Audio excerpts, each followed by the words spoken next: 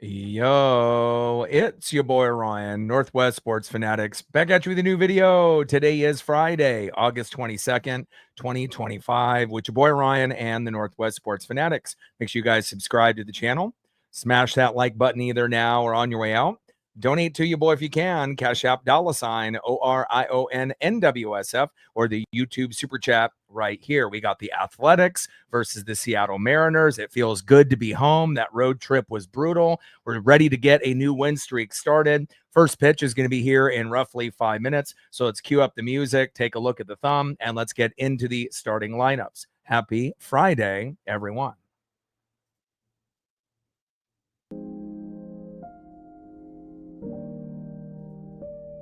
And on the thumb, on the left, you know who it is. Center fielder stud Lawrence Butler. And on the right, the best catcher in baseball, it's the big dumper, Cal Raleigh. Sitting at 47 home runs. Will he hit number 48 today and tie Salvador Perez? If he hits 2 home runs, he will be the all-time leader. And if he ends up hitting 3 home runs in this particular series, he'll be the only catcher with 50 all-time. Can't wait to be able to see what we get here between the Athletics and the Seattle Mariners. Now let's get into the starting lineups here first for the visiting Athletics. Leading off for the Athletics at first base, who's been super hot as of late, Nick Kurtz. Batting second, catching today for the A's, Shea Langeliers.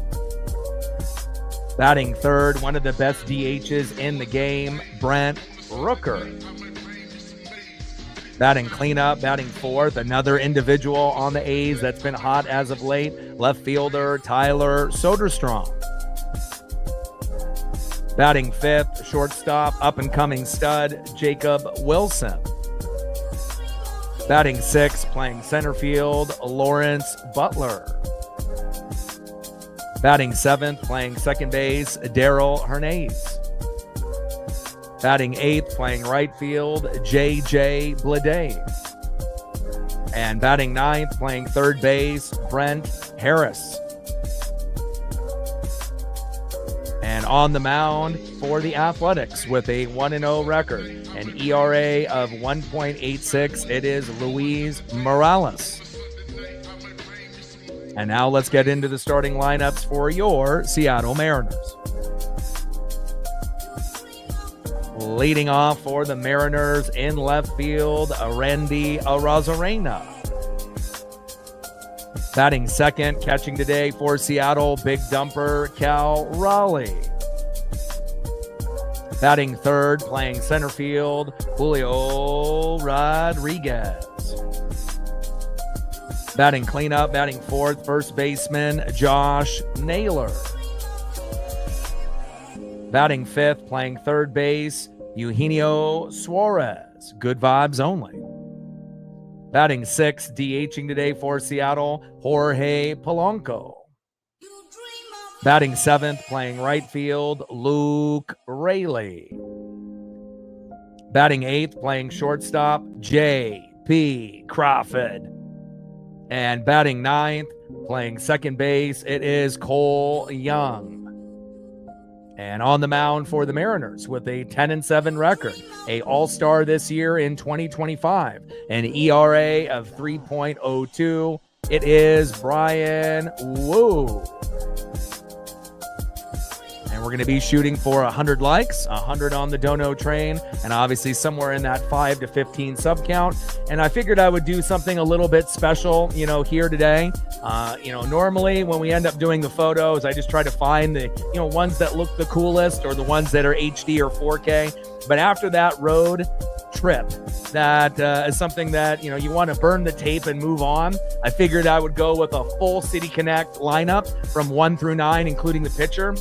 It's 100 degrees, here in the Pacific Northwest. So, I figured I would throw the cowl on, and I figured we go all City Connects with the photos, at least for the starting lineup. And as the game progresses, I may sprinkle in a few more to give us that extra luck that we're going to need, especially, with that tough road trip completely over.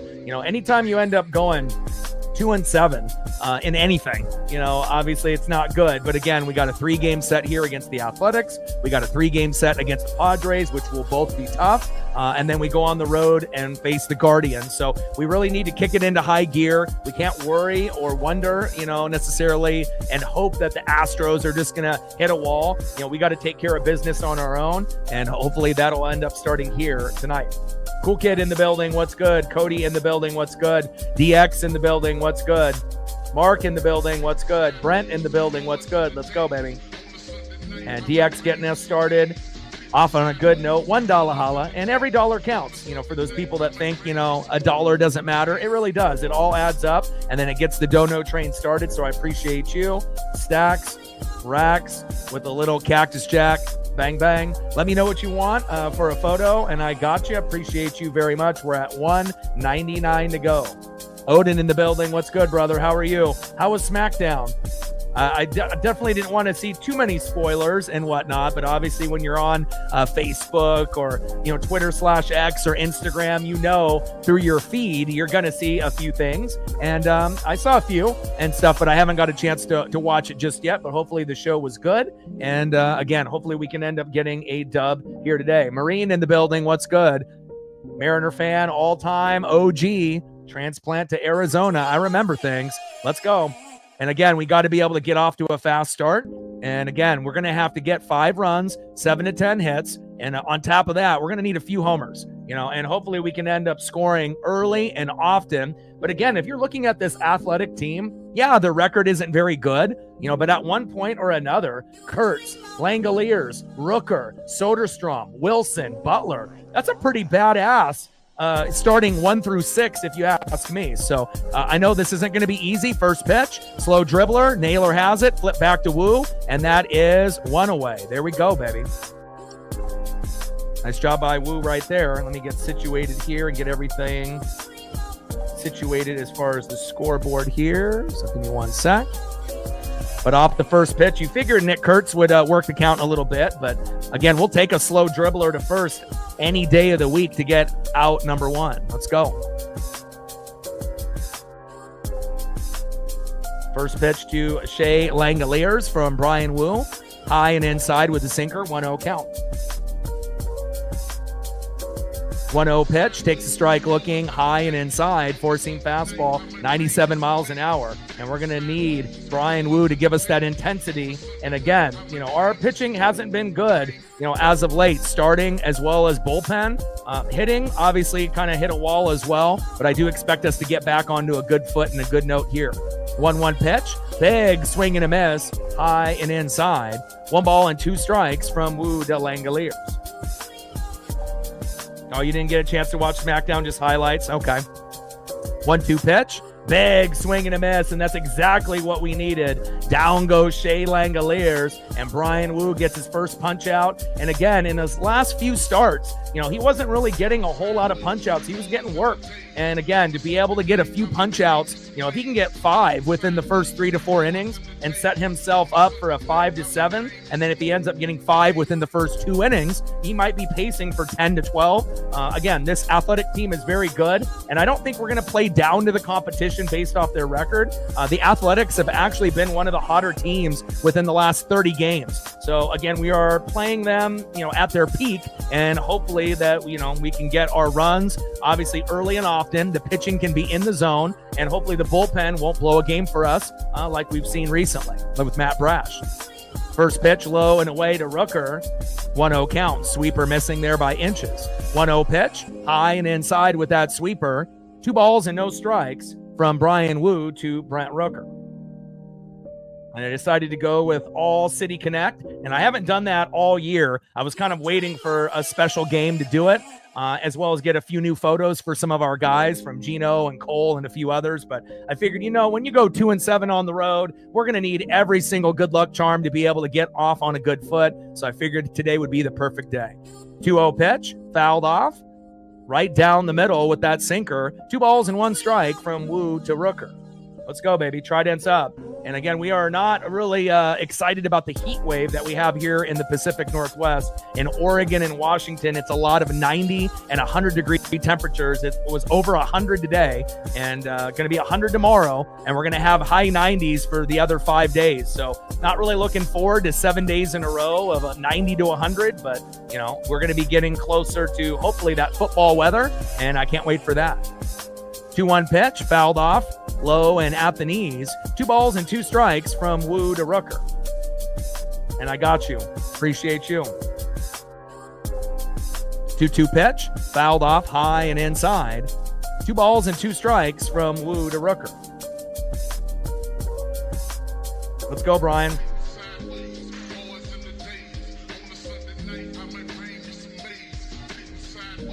Uncle in the building, what's good? For the last game, obviously, of this particular evening, Friday Night Baseball. And we definitely want to start off with a win. And, you know, best case scenario, you know, getting a sweep. But we know the Athletics have been pretty hot in the last 30 games. So 2 out of 3 is realistic. Same thing with the Padres, even though that might be tough. 2-2 pitch, back, see ya. And there is the first home run of the game, and Brian Wu's struggles continue. Brent Rooker, one of the best DHs, obviously, in 2025 as well as 2024. You know, we had Edgar Martinez. They got Brent Rooker. And again, Rooker putting him on the board early, 1-0 A's. Brutal. Next up, left fielder Tyler Soderstrom. And again, hopefully Wu can, you know, keep it to 3 runs or less. So that way we can actually have, you know, hopefully our good bullpen individuals. And again, we've seen Brash, Bizzardo, Spire, and even Munoz recently struggle a little bit. And even Carlos Vargas, you know, one of the guys that we figured was the worst on the team besides Dylan Moore, has actually played pretty good as of late. Go figure. So, you know, the guys that normally are good are bad, and the guys that are bad are good, but something's got to give. First pitch from Wu to Soderstrom, fouls off, high and away, 0-1 count. 0-1 pitch, low and at the knees. 1 ball and 1 strike from Wu to Soderstrom. Top of the first inning, 1-0 Athletics. And as long as the bats come alive, the fans are going to be rowdy. You know, again, we may give up a few hits, a few RBIs here and there, but again, you know, hopefully this will be the only home run that Wu gives up. I'm not sure if he's injured, you know, or whatnot, you know, with some of the starters. You know, we've seen Logan Gilbert get roughed up, Kirby get roughed up, Wu, Castillo. It's like pretty much everyone, you know, Bryce Miller. But again, the best way to cure that is being at home. And hopefully, you know, Wu and Cal can get on the same page. But remember, this Athletic team is very good. Their record may not show it now, but within the last 30 games, they're one of the hottest teams in baseball in that stretch. So they were kind of bad at the beginning of the year, and they're hot right now. And if you look at their 1 through 6, it's, you know, pretty damn good if you're really looking at those names. 2-2 pitch. High and away. Count now is full. 3 balls and 2 strikes from Wu to Soderstrom. So sometimes it's not just going to be our pitchers are playing shitty. Sometimes you got to give credit to the other team, especially if they have good hitters on the other side. 3-2 pitch and got him. There we go. Finally got out of the inning, but not unscathed. And it's 1-0 Athletics.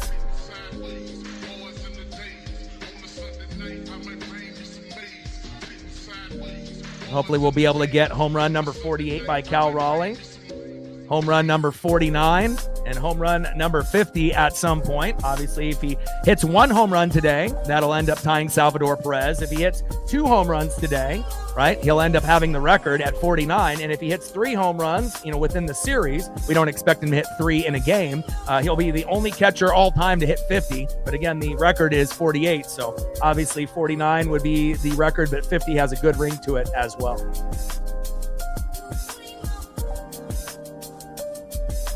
On the mound for the Athletics, 1-0 record, ERA of 1.86, Luis Morales.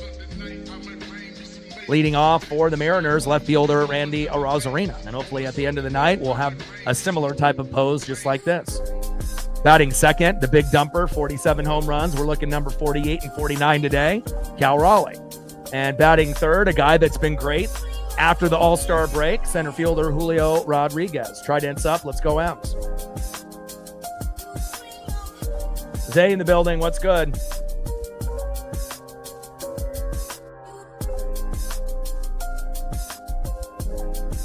that's cool. It's always cool, like we mentioned before, to be able to have other players than Shohei Ohtani or Aaron Judge get love. And, for Schwarber and Cal to be able to get a little bit of love. Hell, even Gino, in the home run mix. It's nice to be able to see others, step up and kind of make names for themselves. And if you look at the names on the Athletics with Nick Kurtz and Brent Rooker and Tyler Soderstrom and Jacob Wilson and Lawrence Butler, for the longest time, it was really just Rooker and Butler. But the emergence of Wilson and Kurtz, and crazy that they're rookies, but, if this team can get a little bit of pitching and, fill out the end of the lineup, this could end up maybe, being a team that rises in the division at some point in the near future. I would love for the Mariners to win and for the Athletics to get second place one day. That's kind of my dream. I don't really have a whole lot of bad blood with this team. And again, we know that the Astros and Rangers are right there, and we have a heated rivalry with the Angels. But again, I kind of like rooting for the bottom feeders that normally aren't good,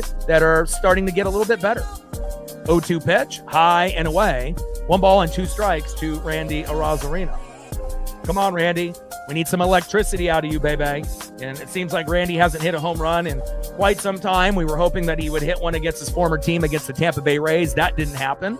And again, there's been many series since then. We just need Randy to get those singles, doubles, home runs. And again, try not to strike out too much. And if you have to take a walk, take the walk. 1-2 pitch, fouled off right down the middle. 1 ball and 2 strikes from Morales to Arozarena. 1-2 pitch, high and away, and then low and away. 2 balls and 2 strikes to Randy Arozarena. Like, sub, donate, comment, share. If you haven't smashed that like button yet, please do. Help us get to 100 likes, 100 on that dono train, and we'll shoot for 5 to 15 subs. We hit that, then we'll go to 20 to 30. 2-2 pitch, fouled off, low and away. 2 balls and 2 strikes from Morales to Arozarena. Come on, Randy. And I love the City Connects. I know when they first debuted, I wasn't really a big fan of the pants. It was a little awkward to see those black pants because we've never had anything like that before. But I think they've grown on a lot of fans, including myself. And again, deep hit ball, 4-seam fastball, and flight out to center. That's a good sign, though. At least Randy's hitting it deep, 1 away. And hopefully he'll be able to get something later in the matchup. But again, the pants were something that I like the batting helmet and I like the jersey, because it kind of reminded me of the Ken Griffey Jr. era from back in the day with like Harold Reynolds, in the late 80s, early 90s. And again, the pants were one of those things that initially I was like, I don't know. But I think that over time, it definitely has grown, not only on me, but quite a few other fans. And I think the only other jersey, gripe that I have is that maybe get rid of the teal. We're not very good in those jerseys anyways, and bring back the grays. I really do like the gray jerseys. I think they, for some people it may be just kind of basic, but again, you get kind of the basic look with the blues and the whites. And I think the Mariners should have never went away for those grays. And the teal is bright and it looks good. It's just that we don't play good when we wear them. 1-1 pitch to Cal Raleigh, high and inside. 2 balls and 1 strike from Morales to Big Dumper. Let's go, Cal. We're going to need home runs in this series, baby. 2-1 pitch, low and away. 3 balls and 1 strike from Morales to Big Dumper. Come on, Cal. At 47 home runs, we would love to be able to tie the game up 1-1. Let's go. We're at 16. Let's get to 20. Appreciate you, DX. And I'm not too sure if All Day or Captain are coming in, so if you can handle some of the mod duties for as long as you're going to be here, it would be greatly appreciated. 3-1 pitch, fouled off right down the middle. 3 balls and 2 strikes. Count now is full from Morales to Cal Raleigh.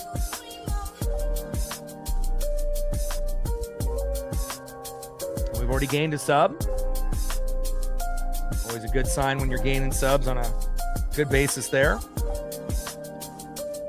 3-2 pitch, and Cal strikes out. That is 2 away.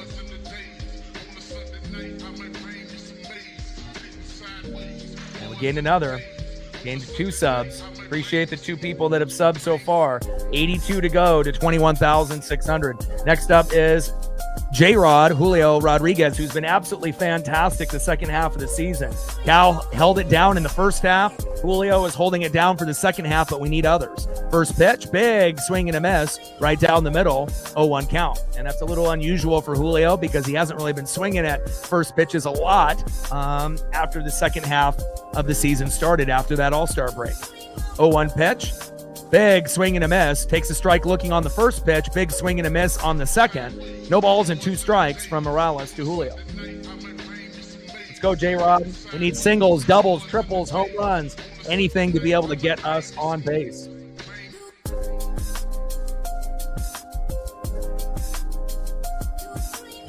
Oh-2 pitch, low and away. 1 ball and 2 strikes from Morales to Julio.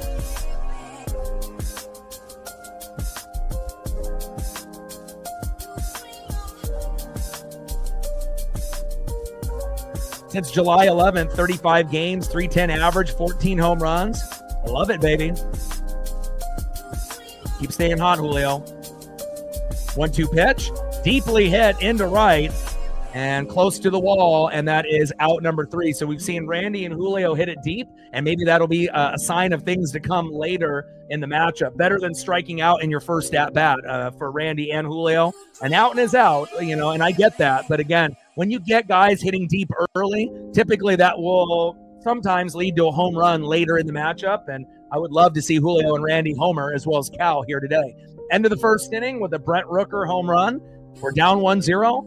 And hopefully we can give up not too much here in the second inning. Let's see who's up next for the Athletics.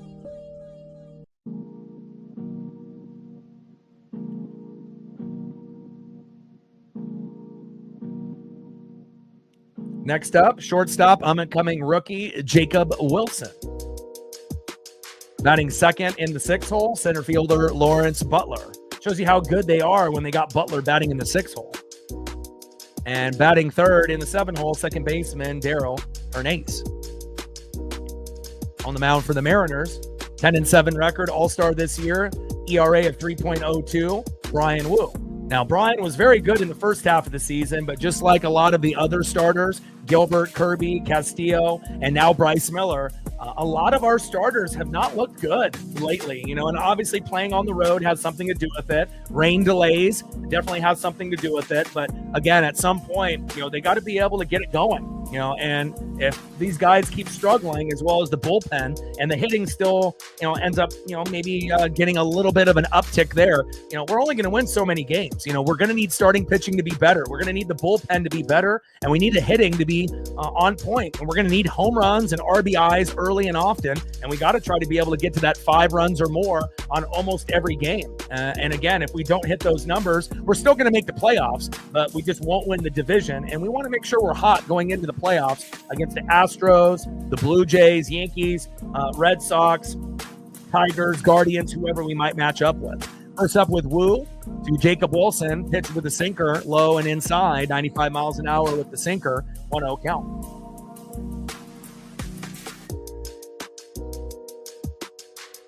One-0 pitch in play, and Wilson lines out to left, and that is 1 away. As soon as I saw that hit, I was like, oh no, not again. But luckily, we got good defense there, 1 away. Next up, center fielder Lawrence Butler. But it can't get any worse than what we saw with Logan Gilbert in his last outing. So again, being at home should be able to repair, some of the bad vibes that we were experiencing on the road. And again, we got the Padres after this, which is not going to be easy either. Part of the Veteran Cup, obviously with the first half here and then the second half, obviously on the road. But we'll see where it goes. And then we got the Guardians in the third series. So, Athletics, right? Padres, Guardians. We got to try to win 2 out of 3 on each series. First pitch to Lawrence Butler, high and inside, 1-0 count. 1-0 pitch, takes a strike looking, high and inside, 1 ball and 1 strike from Wu to Butler. Yeah, I saw that.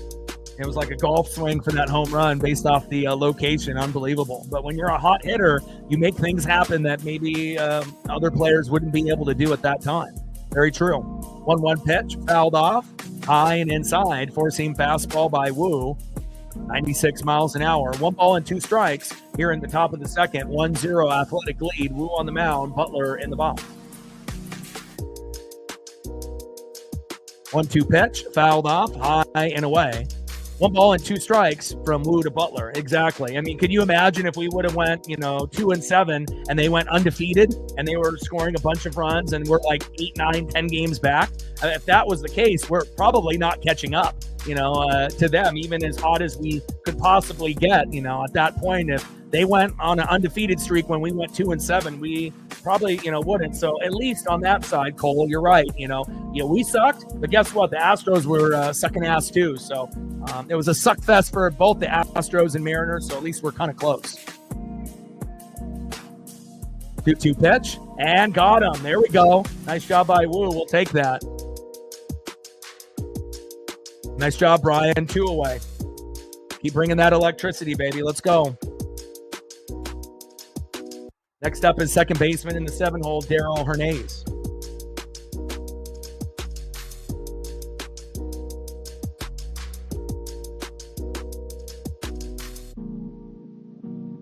First pitch from Wu to Hernandez. Low and out the knees, 1-0 count.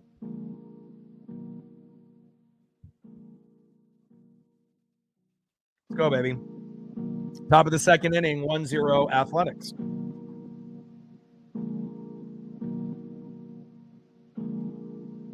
And we're going to need a couple home runs, somewhere in that 2 to 4 range, too. Top of the second, 1-0 Athletics. Wu on the mound, Hernandez in the box. Nobody on with 2 outs.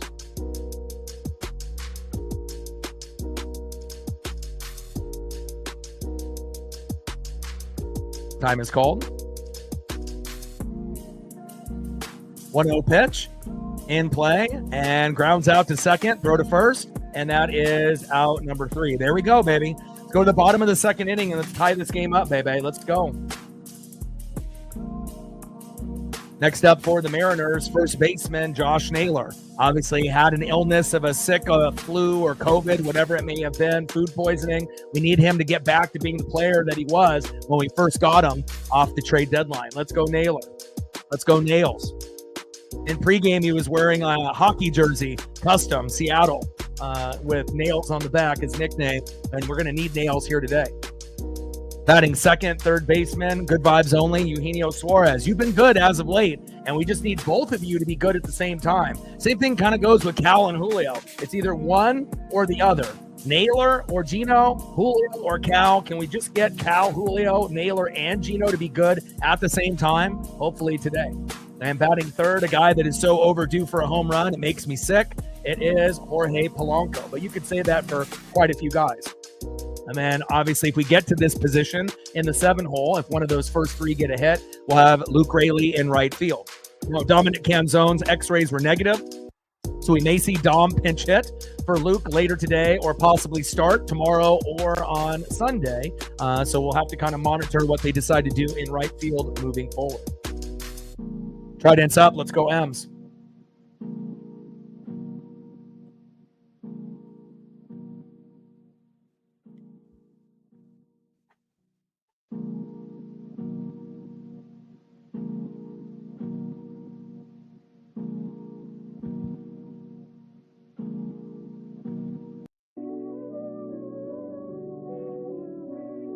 Luis Morales on the mound for the A's, 1-0 record with a 1.86 ERA. So obviously not a whole lot of tape, obviously, to be able to study on what's going to happen there.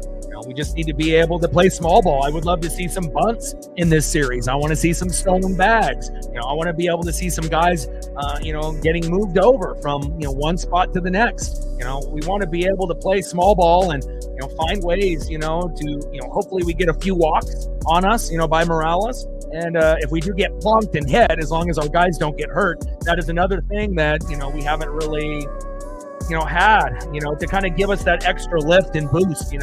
We haven't really had to deal with pitching being really shitty on the other side to help us out or bail us out. And hopefully that might be the case today, I'm hoping, by at least the bullpen or someone.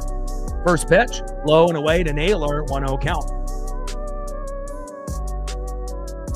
1-0 pitch. Takes a strike right down the middle, but called ball. 2 balls and no strikes from Morales to Naylor. 2-0 pitch. Naylor, hard hit, ground out to second, throw to first, and that is 1 away. Yeah, low pitch counts would be nice as well. Just, not really. I don't really have a whole lot of confidence in any of the starting pitching or the bullpen right now. I do believe the hitting is going to be able to get better, but it's kind of one of those things I need them to prove it, And obviously, I know the confidence has been a little shaken, from some of those starters. And again, this Athletic team has been pretty hot within the last 30 games. They have one of the best records in MLB in the last 30. So it's not going to be easy. We're not going to play down to the competition. We know that this team has been hot, so hopefully that'll help us. Feel like we're playing a team that might be in the playoff hunt, even though they're not. 1-1 pitch in play. And Gino grounds out to third, throw to first, and that is 2 away. Next up is Jorge Polanco. I want to be able to see some pitch counts being worked as well. We know people are going to be swinging at potential first pitch strikes, but a lot of pitchers have learned that Mariner hitters are going to chase, and if they end up swinging at garbage on the first pitch, that might lead to a shitty ground out or pop up, and we need to be able to get to pitch 5, pitch 6, pitch 7. Work the count, get the obviously the pitch count up for the other pitcher, and wait for that perfect pitch, so that way we can get those big home runs and big RBIs, and actually get to a point where we can get 3 hits in a row, which it felt like it was impossible in those last 9 games on the road trip. First pitch from Morales to Polo, takes a strike looking right down the middle, 0-1 count. Someone's got to be the unsung hero. Is it going to be Polo, Raleigh, JP, or Cole Young? I would love to be able to have one of those 4 homer, in this particular series, even today. And then obviously we expect Randy, Cal, Julio, Naylor, and Gino. Those guys got to do what they normally do, and they have to step up. 0-1 pitch, takes a strike looking, low and away. No balls and 2 strikes from Morales to Polo.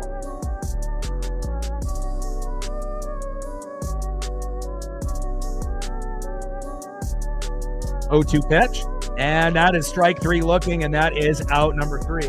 Not ideally the start that we want here for the Mariners in the first 2 innings, but again, we're only down 1, and again, you have to feel there's going to be a little bit of a hangover effect, when you go 2-7 on the road, even though we did have yesterday off. But someone has to set the tone, and whoever that is, will get the party started. Maybe it'll be at the bottom end of the order. I'm kind of having a feeling it might be. Let's go to the top of the 3rd inning and see who's up next for Brian Wu. And he's only given up 1 hit so far, but unfortunately that 1 hit was to Brent Rooker, and it was a home run. So not like Wu's doing terrible, but again, we need to, match the energy that the Athletics are bringing. Next up for the A's, right fielder in the 8-hole, J.J. Bleday. Batting second in the 9-hole, Brett Harris. And back at the top of the order, 0-for-1, first baseman Nick Kurtz. Trident's up. Let's go, M's.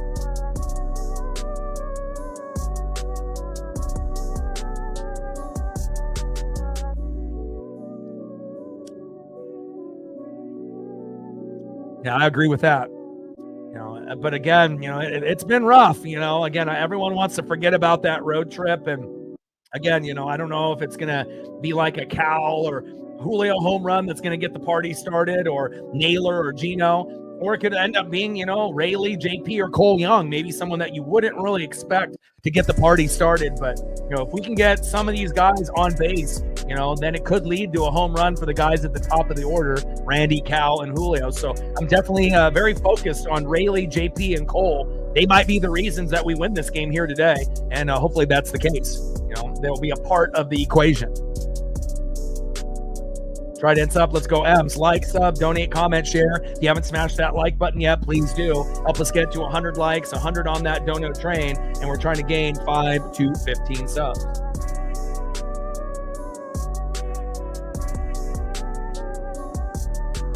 Looks like we're 2 away from 30.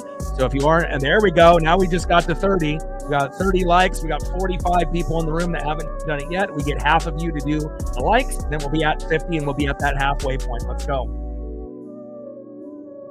First pitch from Brian Wu to J.J. Bleday. Takes a strike looking, low and away. 0-1 count. 0-1 pitch. Big swing and a miss from Wu to Bleday. No balls and 2 strikes. to JJ Bleday. Top of the third, 1-0 Athletic lead with a solo dinger by Brent Rooker. And we have to be thankful that it was only a solo dinger and it wasn't a 2-run blast or a 3-run jack or a grand salami. So, we've been definitely beat up within the last 9 games with a little bad luck with weather in 3 of those 9. And again, we should have won 2 out of 3 against the Orioles. We should have won 2 out of 3, against the Mets. And I think we should have won at least 1 against the Phillies. But it shows you against some of those powerhouse teams like Philadelphia, it's going to be very tough to beat some of those teams moving forward. 1-2 pitch in play, grounds out to first, and that is 1 away. The National League is better than the American League. Astros and Mariners are, up and down.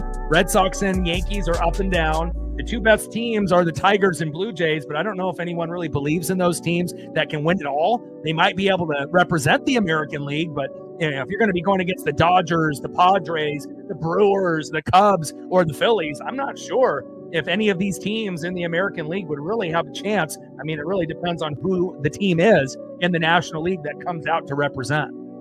First pitch to Harris, and grounds out to the pitcher. Throw tap on the bag, and that is 2 away. Appreciate that, Judah. Next up, first baseman Nick Kurtz. Anytime you can end up being a rookie like him and Jacob Wilson, you can do something spectacular like Gino did, hit 4 home runs in a game. It's pretty special. I love bunts, and again, even though they weren't able to get on base there, I would hope that the Mariners would start to bunt a little bit, kind of get back to the recipe of what we were doing when we were on our 9 consecutive, series win streak. But that was a good attempt there by the Athletics. Nice job by Harris trying to do that little bunt there. First pitch to Nick Kurtz, high and inside, 1-0 count. Top of the third inning, 1-0 Athletics. 1-0 pitch, big swing to miss, high and away. Good sinker there by Wu, 96 miles an hour. He's got the good velocity so far. 1 ball and 1 strike from Wu to Kurtz. 1-1 pitch, fouled off, high and inside. 1 ball and 2 strikes to Nick Kurtz. Top of the third, 1-0 A's.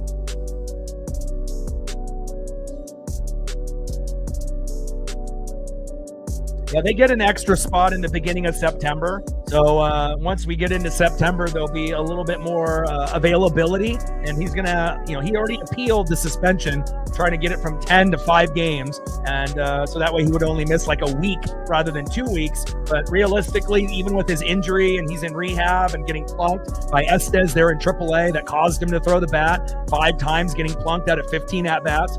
We're probably not going to see him until like the second week of September. But that's completely fine, because that's kind of what we were thinking anyways, regardless of the suspension or not, just to be able to have him on the team right before the playoff push. Because there was a talk earlier in the year that he may not even play this year, depending on his recovery. So if we can get him for any games, that would be a plus. 3-2 pitch. That one's fouled out by Kurtz. High and inside. Count still is full. 3 balls and 2 strikes from Wu to Kurtz.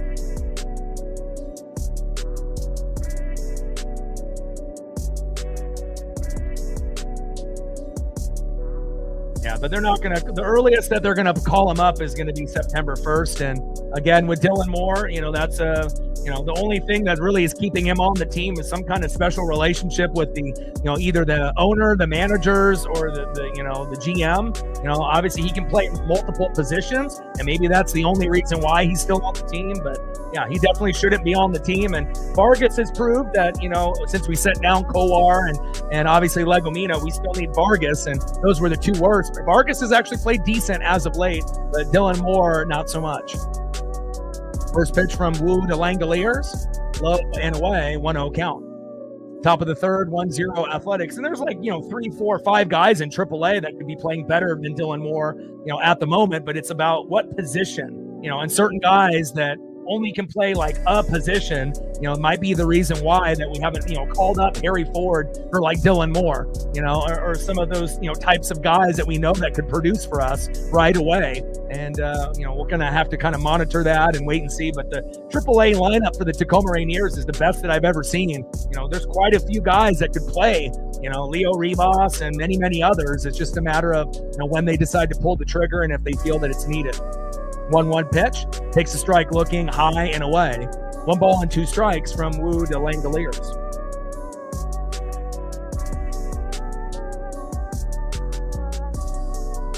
Yeah, we're still going to the playoffs. We just may not win the division. We're going. There's no doubt about that. And again, teams go through ups and downs. And again, being 0-6 in rain delays, not ideal. Being like 0-5, 0-6 when a pitcher makes an MLB debut versus the Mariners, which is wild because we've actually beaten Skeens and Scooball and Crochet and like all the best pitchers in the game. But for whatever weird reason, when we play someone that's brand new from AAA, we can't win. And we can't win with Logan Evans on the road, but he's on the IL. So, these are little things that we need to be able to, overcome at some point. And obviously with Miller back, we shouldn't see probably Evans anymore. 2-2 pitch, big swing and a miss, and down goes Langoliers, and that is out number 3. We leave one stranded on first base for the A's. I like that. And let's see who's up next here for the Mariners, and let's get on the board. I think this could be the inning where we actually get tied or potentially take the lead. Next up in the 7-hole, just filling in for Dominic Canzone, right fielder Luke Raleigh. Like I mentioned earlier, the scans were negative for Dominic Canzone. We obviously got hit by a pitch, quite a while back, and things will be okay with Dominic Canzone. We may even see him pinch it for Luke later in the matchup. Batting second, shortstop JP Crawford. JP could be a guy that could gives you a home run out of the blue, or a single, double, ground rule double, something special. This could be maybe a JP Crawford type of game, and we're going to need it. And batting third, a guy that has been getting better and better every game that he plays, Cole Young. And again, he's one of those guys that's already won a few games for us late with an RBI single late. He's actually been able to, get a few home runs, that were a little surprising, for a guy that's in the 9-hole, that's typically just a singles hitter. He's showing that he's got a little bit more pop in the bat than maybe that we would have expected. And hopefully Cole will be patient in the box, and hopefully Crawford and Cole can work and vibe off each other. I feel like something good could happen with those two. I don't really have a whole lot of faith in Luke Raley. It's kind of like a wait and see approach since he's been injured, and we'll wait and see. But it would be nice to be able to get a double-decker home run out of Luke at some point, but I don't know if we're going to get that today. But even if he gets on base with a walk or a plunk or a single, that could benefit us. But I don't expect Luke to get a hit in his first at-bat, but hopefully at least one, in this particular matchup. Let's go to the bottom of the third inning, 1-0 Athletics.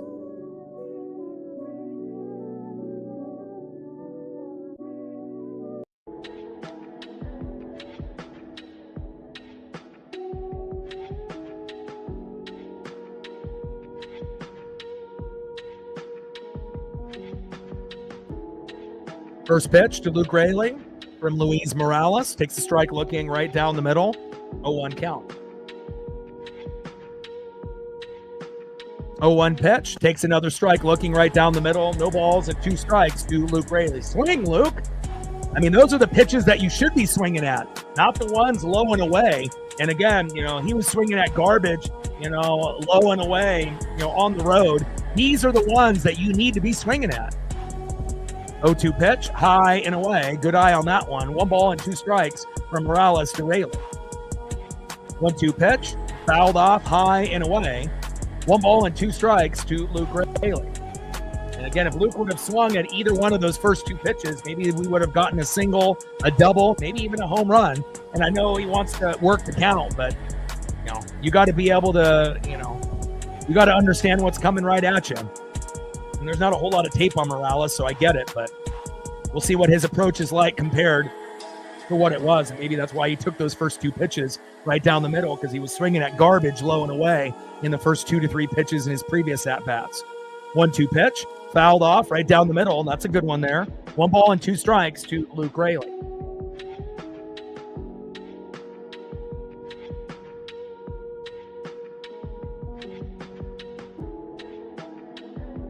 Bottom of the third inning, 1-0 Athletics.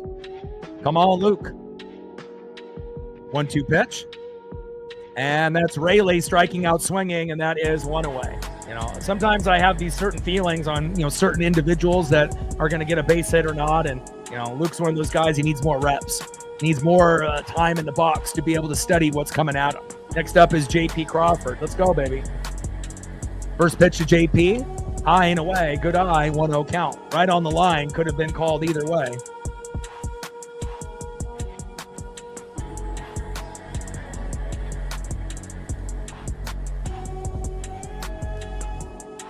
One-0 pitch, fouled off, right down the middle. 1 ball and 1 strike to JP Crawford. Come on, JP.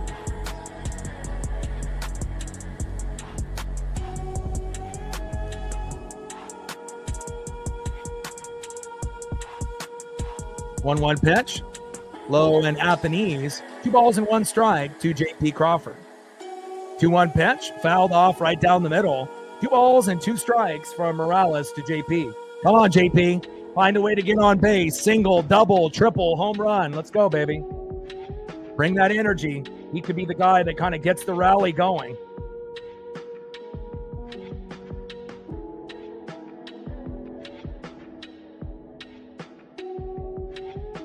Bottom of the third inning, 1-0 Athletics. 2-2 pitch, fouled off, low and away. 2 balls and 2 strikes from Morales to JP. Come on, baby. JP and Cole can start the rally for us, and again, if they can get on base, that would be obviously better for Randy and Cal and Julio. And again, it could end up being the difference between a 3-run jack or a solo dinger, and again, we want to be able to tie the game up, and obviously you got to crawl before you walk, but let's see if we can get a couple singles out of JP and Cole. Bottom of the third, 1-0 A's.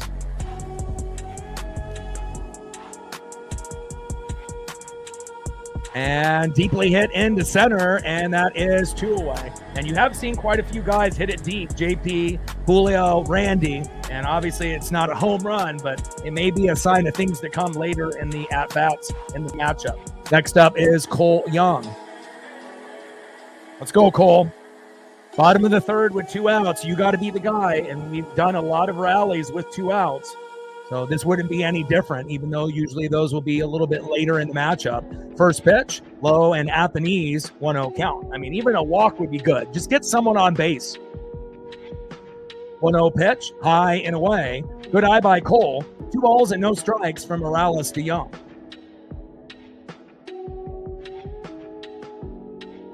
Like, sub, donate, comment, share. If you haven't smashed that like button yet, please do. Help us get to 100 likes, 100 on that dono train, and we'll be shooting for about 5 to 15 subs. Got a couple subs already. We're at 199 to go on the dono train, and hopefully we'll be able to approach at least the 50 mark with 112 in the room, obviously shortly. 2-0 pitch, low and at the knees. 3 balls and no strikes from Morales to Young.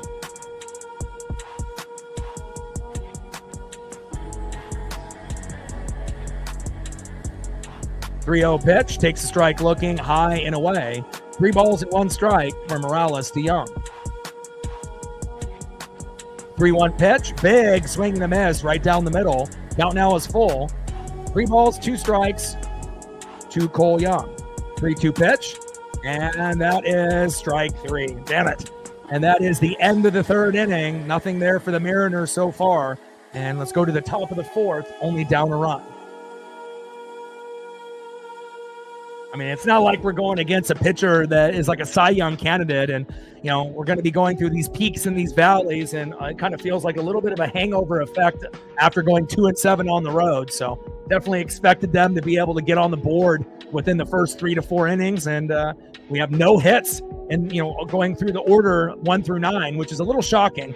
And, they only have 1 hit on the opposite side, but Brian Wu is an all-star. Luis Morales is 1-0. Now, he's got a good ERA, 1.86, but you would think that we'd be able to get something going. Just guess we have to wait a little bit later in the matchup. Let's see who's up next for the Athletics in the top of the fourth. Next up, 1 for 1 with a solo dinger, Brent Rooker. Batting second, left fielder in the 4-hole, Tyler Soderstrom. And batting third, shortstop in the 5-hole, rookie Jacob Wilson. Trident's up. Let's go M's.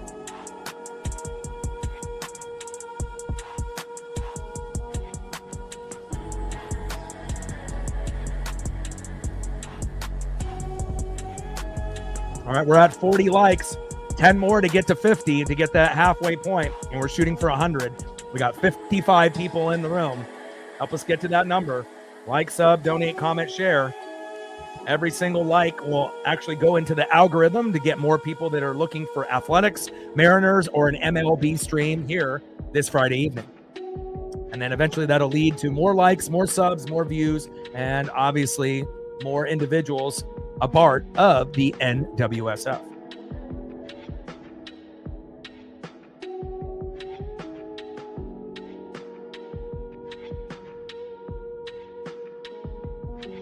First pitch from Brian Wu to Brent Rooker. Takes a strike looking right down the middle. 0-1 count. So, even though we're down 1-0, I mean, again, they only have a hit. So it's not like Wu has been terrible. This is probably the best outing he's had, as of late. But again, we're only, about 70%, there. We'll see how many innings he goes. We're in the top of the fourth, but we just need to get some production from our hitters. 0-1 pitch. Big swing and a miss, high and away. No balls and 2 strikes from Wu to Rooker.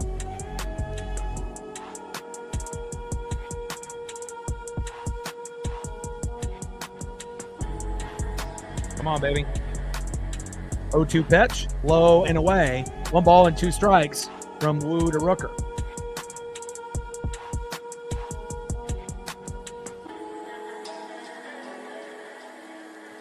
Yeah, it's still early. After the starters go out, we'll hope for a meltdown, by one of the guys in the pen. And hopefully by that time, we'll be tied up 1-1 or up 2-1. 1-2 pitch, low and away. 2 balls and 2 strikes from Wu to Rooker. And I wouldn't be shocked, if we hit a home run or 2 in this game. It's just kind of a slow start, kind of on cruise control. A little bit of a hangover effect after going 2-7 on the road with the day off. And, just got to get into a rhythm. And all it takes is one guy, one swing to, get the party started. Even if we have 2 outs, we can rally with 2. 2-2 pitch, low and away. 3 balls and 2 strikes to Brent Rooker. 3-2 pitch, high and away, and that is a 6-pitch walk. Much better than a home run. Obviously, you want to be able to get Rooker, with an out, with a strikeout, pop-up, or ground out, but at least it's not another home run. Next up is left fielder Tyler Soderstrom. So we're going to need a strikeout and a double play, or a double play and a strikeout. Let's go. Blue Jay in the building. What's good? Yeah, I mean, we're not down 8-0 right now. It's not like the Logan Gilbert game, where it was hit after hit after hit. Like, I don't know if I've ever seen a game that was like that. That was insane. And Soderstrom grounds out to the pitcher, but Rooker gets to second, safe, 1 away.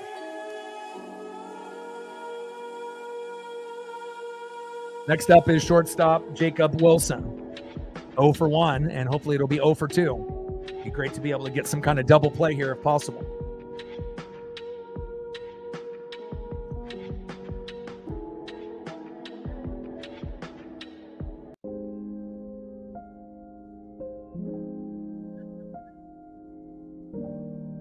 You just want your starting pitching to give up 3 runs or less, preferably, 0, but that's not realistic a lot of the time. 1 or 2 is preferred, 3 at the most. And then you got to hope that the bullpen doesn't shit the bed. And then, you want 1 or 2 home runs, because the Mariners typically don't win when they don't hit a home run. So you want at least 1 or 2 of those. And then obviously at some point we want to go back to back to back, with hits. And again, with no hits at this point, we can only go up from here. So.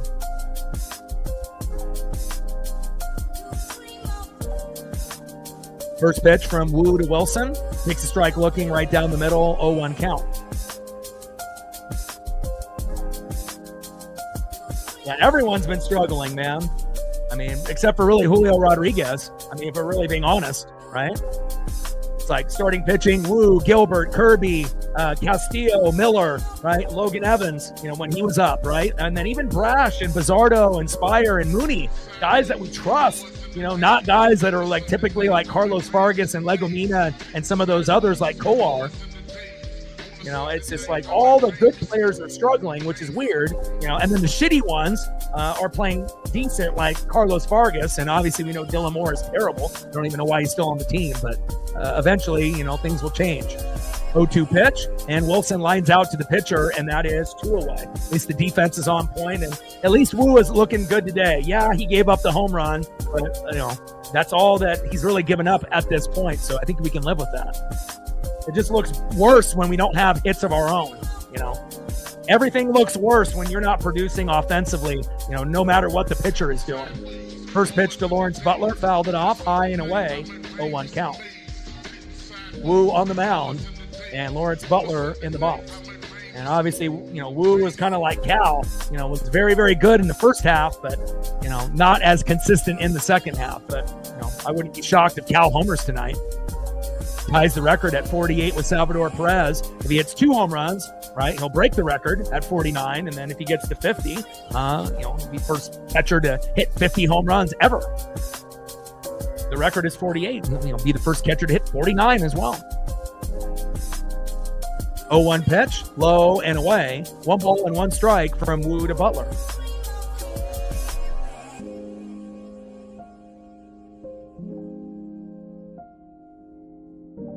Zero % chance that we get a 0 today.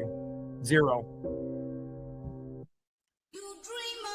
1-1 pitch in play, and Butler flies out to left, and that is out number 3.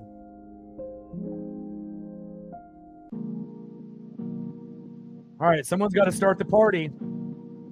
Go to the bottom of the 4th inning. Left fielder, Randy Arozarena. Good catch there in left field, and now it's time to be able to get a single, a double, a home run. But also, if you weren't really working the count, next time around, we need our guys to work the count.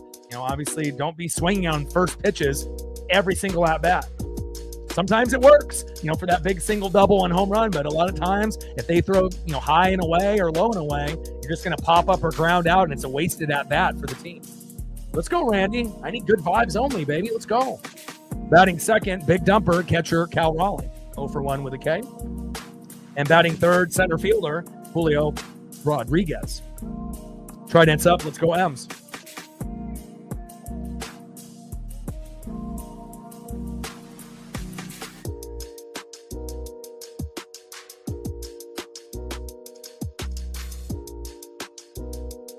Yeah, home runs count, regardless of catcher or DH, as long as he's playing.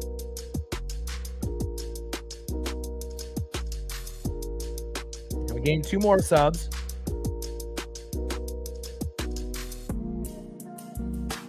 $80 to go to get to 21,600.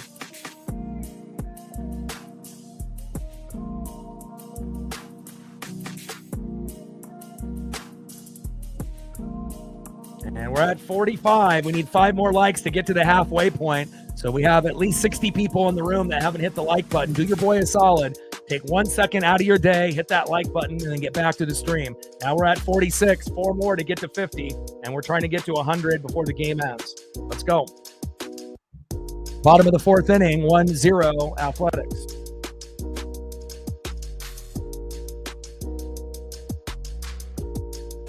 First pitch to Randy Arozarena, low and away, 1-0 count.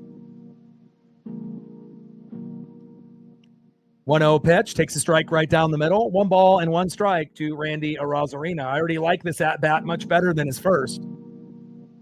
1-1 pitch, high and away. 2 balls and 1 strike from Morales to Arozarena. And if we work the count a little bit on each of our batters, we might be able to get a couple walks that could turn into, guys that we could steal bags and get from first to second, and then have a runner in scoring position to be able to get an RBI. 2-1 pitch, takes a strike looking right down the middle. 2 balls and 2 strikes to Randy Arozarena.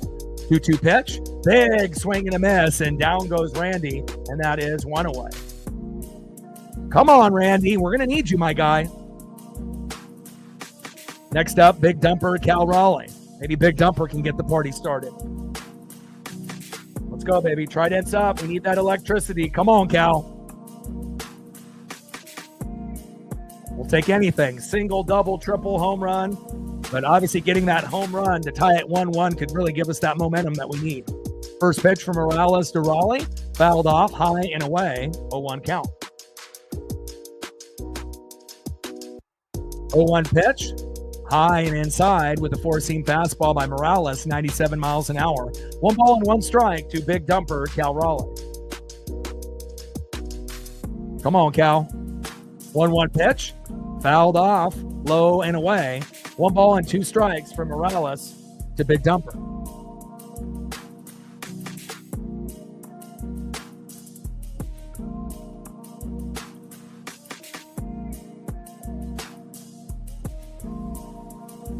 One-two pitch, low and away. Good eye by Cal, not swinging at that garbage. 2 balls and 2 strikes from Morales to Cal.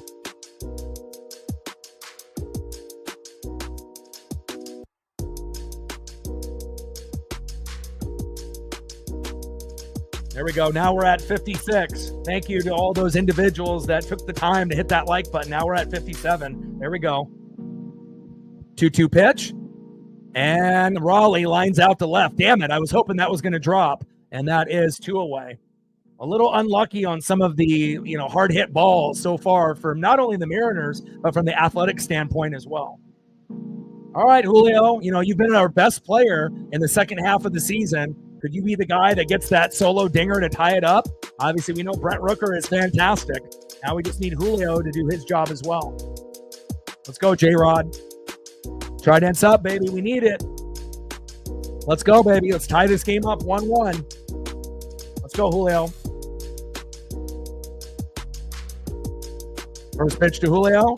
And that is out, number 3. Brutal. Come on, guys.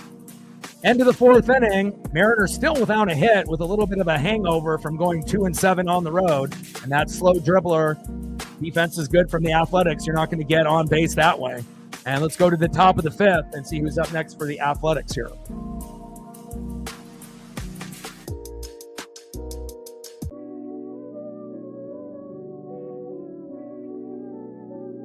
Next up in the 7-hole, 0-for-1, second baseman Darryl Hernandez. Batting second, 0-for-1, right fielder J.J. Bleday. And batting third baseman Brett Harris. On the mound is Brian Wu. And just look at some stats here for the pitchers. So 4 innings pitched, 1 hit for a home run. That's it. 2 walks, 4 Ks, 57 pitches, 35 strikes. So he's pacing for that 4 to 7 K range. His ERA is 3. And let's take a look at Luis Morales. 1-0 record coming in with a 1.86 ERA. And he's got 4 innings pitched, no hits, no earned runs, no walks, 5 Ks, 55 pitches, 36 strikes with a 1.32 ERA. So once obviously Morales goes out, maybe the game will open up. And they don't have Mason Miller anymore as a closer, so we don't have to worry about that. So again, even though it's been ugly, there's no doubt about that. That road trip was fucking ugly. It's been ugly here up to this point. But at least on the bright side, right, to be positive and not negative, at least we're not down 4-0 right now. Because based on, how the flow of the game is going, we probably wouldn't come back. But being only down 1, all it takes is 1 swing like Rooker, and we're right back in it, whether that be Cal, Julio, or one of the others.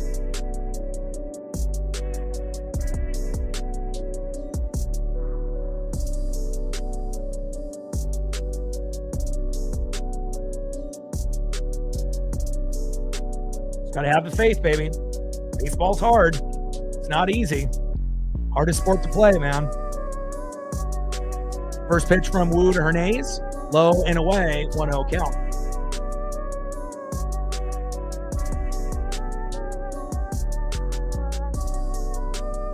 Well, again, if you're a fan of any team in the Pacific Northwest, Oregon, or Washington, we already know the stresses, that, again, it's like we're going to have peaks and valleys, and you have to be mentally strong to be a fan of any team in Oregon and Washington. Sometimes it takes, 4, 5, 6, 7 years just to get to a point where you might be a playoff team. And then when we get there, we're very, very good. We're usually championship contenders. But, again, there's going to be a lot of peaks and valleys before you get to that point. 1-0 pitch, takes a strike swinging, high and away. 1 ball and 1 strike to Darryl Hernandez. 1-1 pitch, and grounds out to third. Gino is there, throw to first, and that is 1 away. Next up for the Athletics right fielder, J.J. Bleday. So remember, yeah, we have no hits, but they only have one. It's not like they have fucking 10 hits right now. Both teams, it's a pitcher's duel, which you wouldn't really expect from someone that, has a 1-0 record, but sub-2 ERA. But it happens sometimes. I mean, go figure. I mean, we can beat Skeens, we can beat Scooball, we can beat Crochet, we can beat all the best. But then when we play someone that makes an MLB debut, we're like 0-5. Make it make sense. We can beat the best in the world, but we can't beat someone that's fresh out of AAA. It doesn't make any sense, but sometimes that's just how it goes. Baseball. 1-0 pitch, takes a strike looking low and away. 1 ball and 1 strike to J.J. Bleday. Top of the 5th, 1-0 Athletics. But I don't think game 2 and game 3 is going to be like this. This is just kind of the first game at home, and, someone has to make a play. 1-1 pitch, fouled off, low and away. 1 ball and 2 strikes from Woo to Bleday. Come on, Woo. Give me that energy, baby. And if we're really being honest about things, Woo has been not very good lately, and this is the best start that he's had. It just doesn't feel like he's pitching well because we're down 1-0 and no one's got a fucking hit yet. 1-2 pitch, big swing and a miss, and there we go. That is strike 3. Great job by Woo. And it's one of those things. It's like, oh, the guy's finally doing good, but we can't really clap and be really excited about it, right? With the way that he's playing because no one has a hit yet. It's just kind of a catch-22. Next up in the 9-hole, Brett Harris.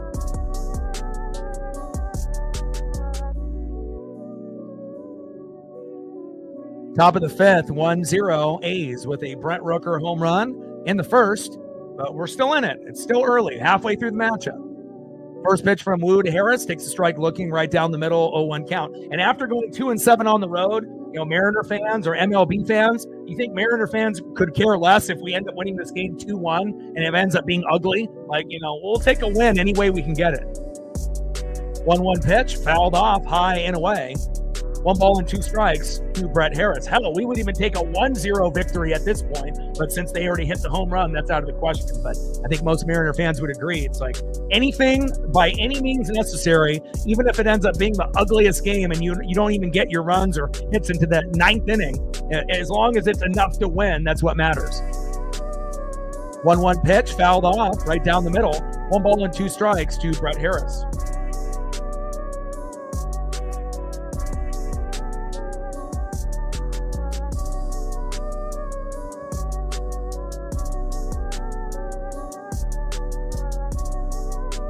But Woo is doing great. We haven't been able to say that maybe before the All-Star break.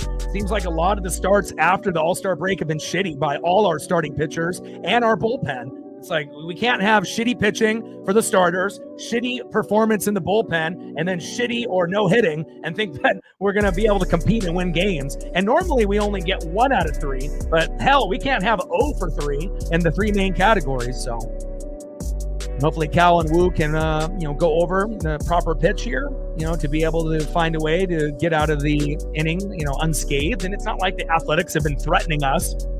We haven't had opportunities really for a lot of double plays. I mean, we have no hits. They have 1. Just the 1 hit is a home run. What are the chances of that happening, It would have been much better if it was just a fucking single and it would be 0-0 right now. More than likely. 1-2 pitch, high and away. 2 balls and 2 strikes from Woo to Harris. Yeah, he's like the only pitcher to go 6 innings, or longer in every start. You don't really typically get that. So we just want to be able to, see this version of Woo, not the previous versions that we were seeing before. Yeah, it's all about the stats and analytics, Marine Bean. That's all I do, man.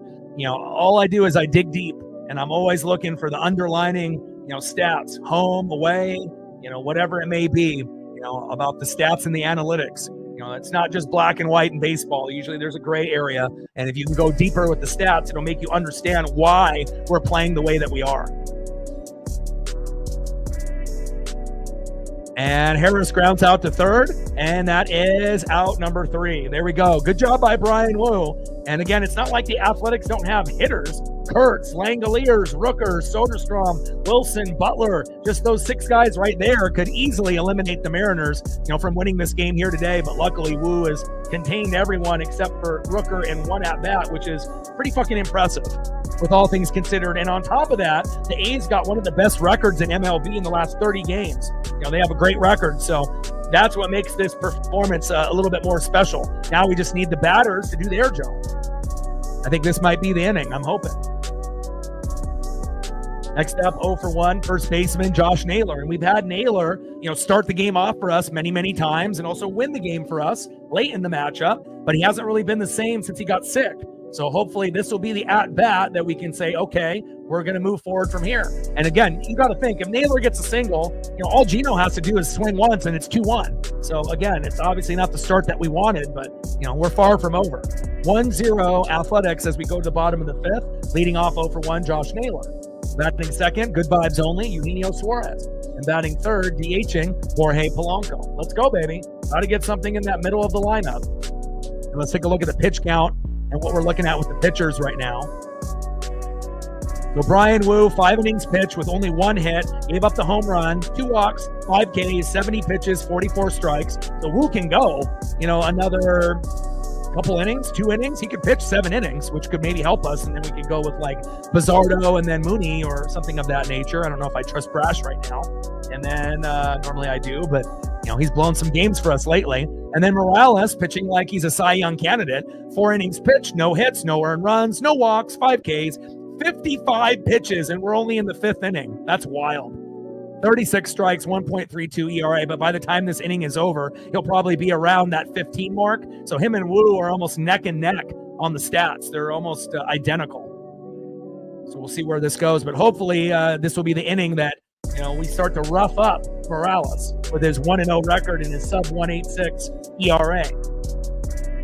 First pitch to Naylor, low and away, 1-0 count. And even if that means that we don't swing, and we end up getting a walk or something, and then we can get Naylor to steal a fucking bag, just something positive. 1-0 pitch in play. Naylor grounds out to second, and that is 1 away. And we haven't really seen the power out of Naylor. I wonder if he's got the cold, the flu, or COVID. It's like most of the hits that Naylor has hit lately have been kind of weak hits into the infield, not those strong hits that he pulled into the right field, left field, and center. So whatever it is, an injury or sickness, come on, my guy, we need you. Next up, 0 for 1, third baseman Eugenio Suarez, which is another guy like Julio, who has actually been playing pretty good as of late. Maybe Gino can be the guy that gets us going. Come on, baby, good vibes only.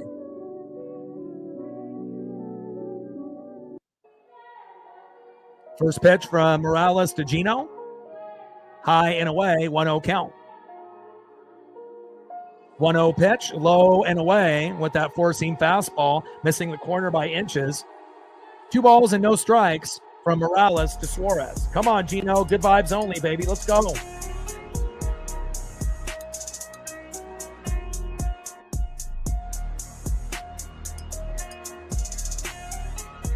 Two-0 pitch, fouled off, low and away. 2 balls and 1 strike to Eugenio Suarez. Come on, baby.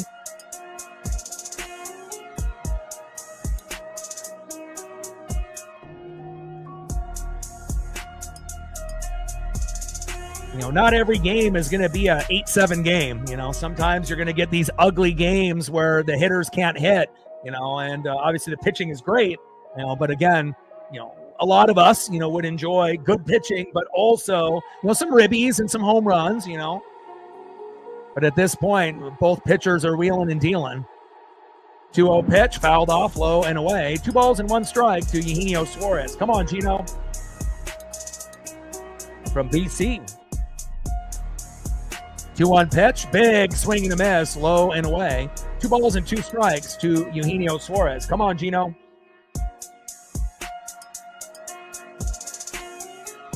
Like, sub, donate, comment, share. If you haven't smashed that like button yet, please do. Help us get to 100 likes and 100 on that dono train. Where are we at on the likes, Cole? And we're at 1 on the dono train, 99 to go. And we've gained up 5 subs already. We're looking for maybe 5 more if we can get them before the stream ends, or even more than that, depending on how this game goes. 2-2 pitch, high and away. Count now is full. 3 balls and 2 strikes from Morales to Suarez.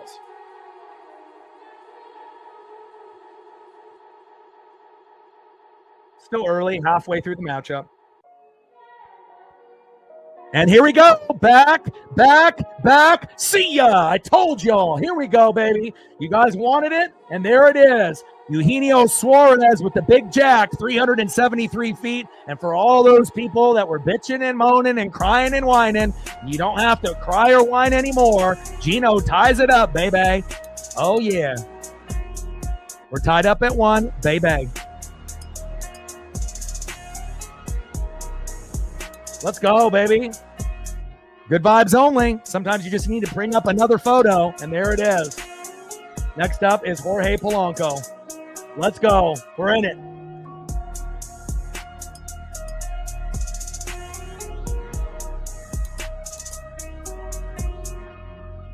Let's go. Finally. Better late than never, right? Just got to believe, when things are going shitty, when you go 2-7, sometimes you're not going to be able to get 5 runs in the first inning, especially against a team like this.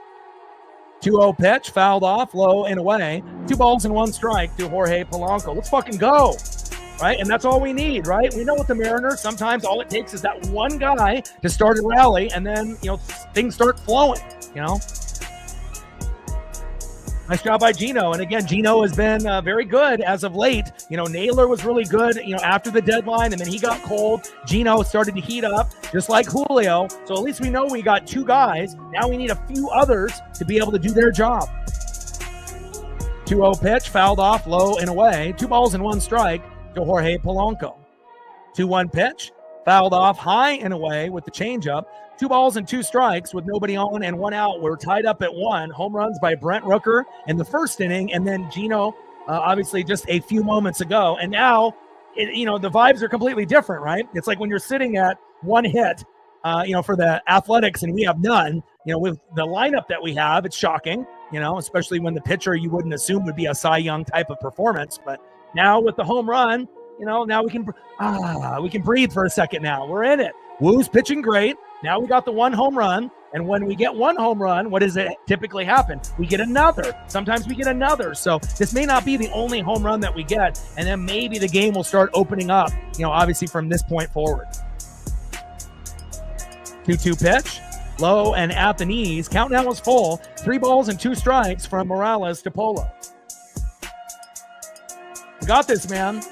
Again, we got to win 2 out of 3, but if we end up sweeping the A's, that'll help us against that Padres series, which will be incredibly tough. And then after those 6 games at home, we want to go 5-2 or 6-1, and then we go on the road to the Guardians, and we want to try to win 2 out of 3 there, which will be tough, but I know we can do it. And we do have one of the easier schedules the rest of the way. You just got to fucking believe, Again, I've had a lot of ESP moments, and again, just like Marine and a few others, we've been fans of this team, some of us 30, 40 plus years. We understand how this team operates. 3-2 pitch, fouled off, high and away. Vapor's in it. Let's go, baby. He loves it. Appreciate you. Vapor's first dono to the channel, and a big one. Just like Gino's homer. A big one, baby. $40 dono. Stacks, racks with a little cactus jack. Bang, bang. Vapor, let me know what you want to do for a photo, or 2 or 3. You got a favorite player on the team? Let me know, and I got you. Good vibes only. Appreciate you. We're at 41, 59 to go to hit the goal. My boy, Vapor. Vapor Fox, 215. My boy. Appreciate you very, very much. 3-2 pitch, fouled off, high and away. 3 consecutive foul balls by Jorge Polanco, another guy that is overdue for a fucking home run. Feels like it's been ages since Polo has homered, and he was one of the best players in MLB to start off the year, right? Batting 350 to 450. We were scratching our head like, who the hell is this guy, right? Hit 9 home runs, batting 384 in April, and then only really hit a few home runs since then, but you never know. Polo's one of those guys, it's kind of like JP or Cole Young. You don't really expect them really to homer anymore, but when they do, it could end up being the difference in the game. And Polo with a single to center. Here we go. My boy. That's what I'm talking about. It wasn't a home run, but we'll take that deep single, and he already had one deep hit ball, and he's been hitting deep balls. Go back. There you go. Don't try to stretch a single into a double, my guy. We don't need any errors there. And he gets a nice dap from Young there at first base. I like it. Here we go, baby. Next up, right fielder Luke Raleigh. If I'm managing the team right now, I'm telling Luke to bunt towards third base. That would be what I would recommend. Again, he's going to strike out. He's going to pop up and ground out.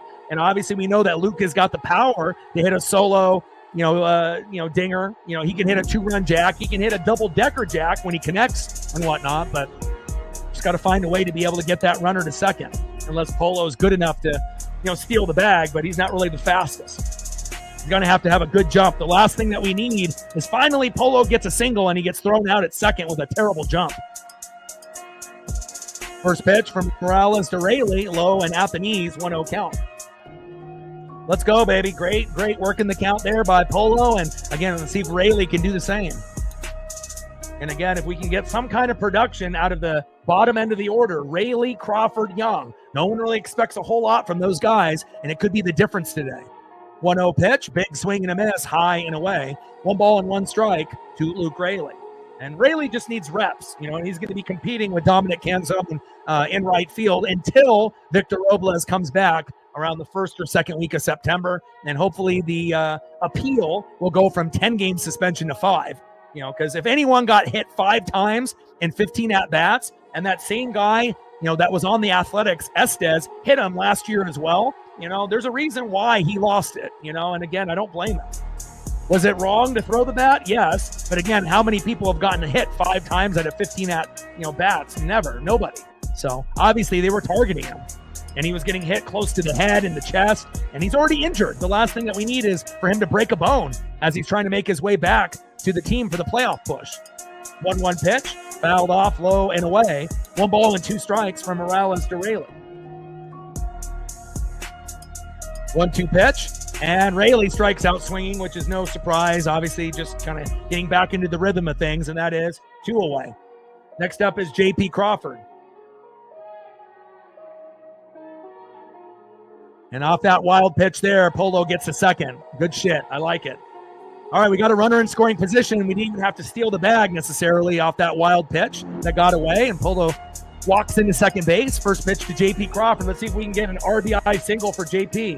I mean, Polo's not really that fast, but if JP hits it deep enough, Polo could score from second. 1-0 pitch, low and away. And it feels like Morales is starting to have a little bit of a meltdown. I like it. 2 balls and no strikes to JP Crawford. Let's see if we can take the lead this inning. Oh, okay. I was about to say, with everyone with their little hashtag names, I thought it was you, but I was waiting for you to say it. Because, again, I thought it was you, but I didn't want to say until you actually brought it up. Eli's donated to the channel before. Appreciate you, my guy. 2-0 pitch. Takes a strike looking right down the middle. 2 balls and 1 strike from Morales to Crawford. Yeah, and again, with this new format with the, hashtag or the ats, sometimes people change their usernames, often. Some don't. And then obviously with this new format that YouTube has done, it may come up a little bit differently than normal. 2-1 pitch, takes a strike looking right down the middle. 2 balls and 2 strikes to J.P. Crawford. Eli, my boy, appreciate you. Yeah, but it could have been worse. I mean, imagine if Robles would have charged the mound and used the bat on the pitcher. Then if he would have hit and connected with the bat, then he would have been suspended for the rest of the year, maybe even sometime going into next year. So 2-2 pitch in play, and Crawford grounds out to first, and that is out number 3. And that's okay. Again, when you're sitting at 0 hits, 0 runs, and they only have 1 hit for a home run in the first inning, all you want to do is just tie it up. And then sometimes you're able to get more than that, and other times the rally just stops right there. But at least we're tied now. We got 2 hits. They have 1. There's 2 home runs. And again, we're in it. The vibes are much different now. Let's see who's up next here in the top of the 6th for the Athletics. Nice job, Gino, my boy. Way to bring that electricity. Good vibes only, and he's been good with Julio as of late. Now we just need someone else other than Gino and Julio to step up. Could it be Cal Raleigh that wins the game for us late? I think it could be. There's a chance. Next up, 0 for 1 with a base on ball, Nick Kurtz, who's been absolutely fantastic this year as a rookie. Anyone that hits 4 home runs in a game like Gino, respect. Batting second, catching, 0 for 2 with 2 Ks, Shea Langoliers. And batting third, one of the best DHs in the game, if not the best DH in the game, one of the best, Brent Rooker. 1 for 1 with a solo dinger, and hopefully that will be the only dinger he gets here today. Trident's up. Let's go, M's.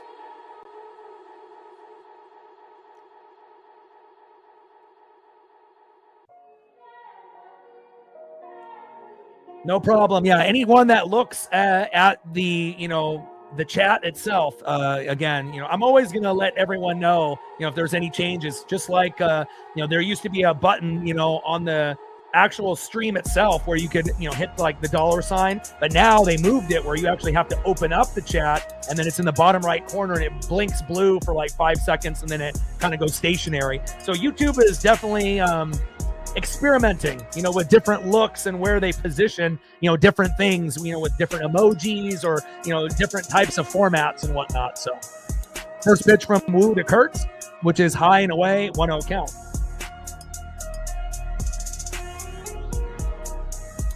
And if there's anything that you want me to do Eli photo-wise for a favorite player, let me know and I got you. And I do appreciate the love, every like, every sub, every dono, every share, every little thing matters. 1-0 pitch, big swing and a miss, high and away. 1 ball and 1 strike from Wu to Kurtz. And it's 100 degrees outside. So for me to, wear the full gear and the jersey and everything, I did this for the Mariners. Even if I'm sweating my ass off, I got AC in a different room. I got a fan on in here, but again, sometimes you got to sacrifice, even your comfort, for bigger things like the Seattle Mariners, especially when you go 2-7, on the road.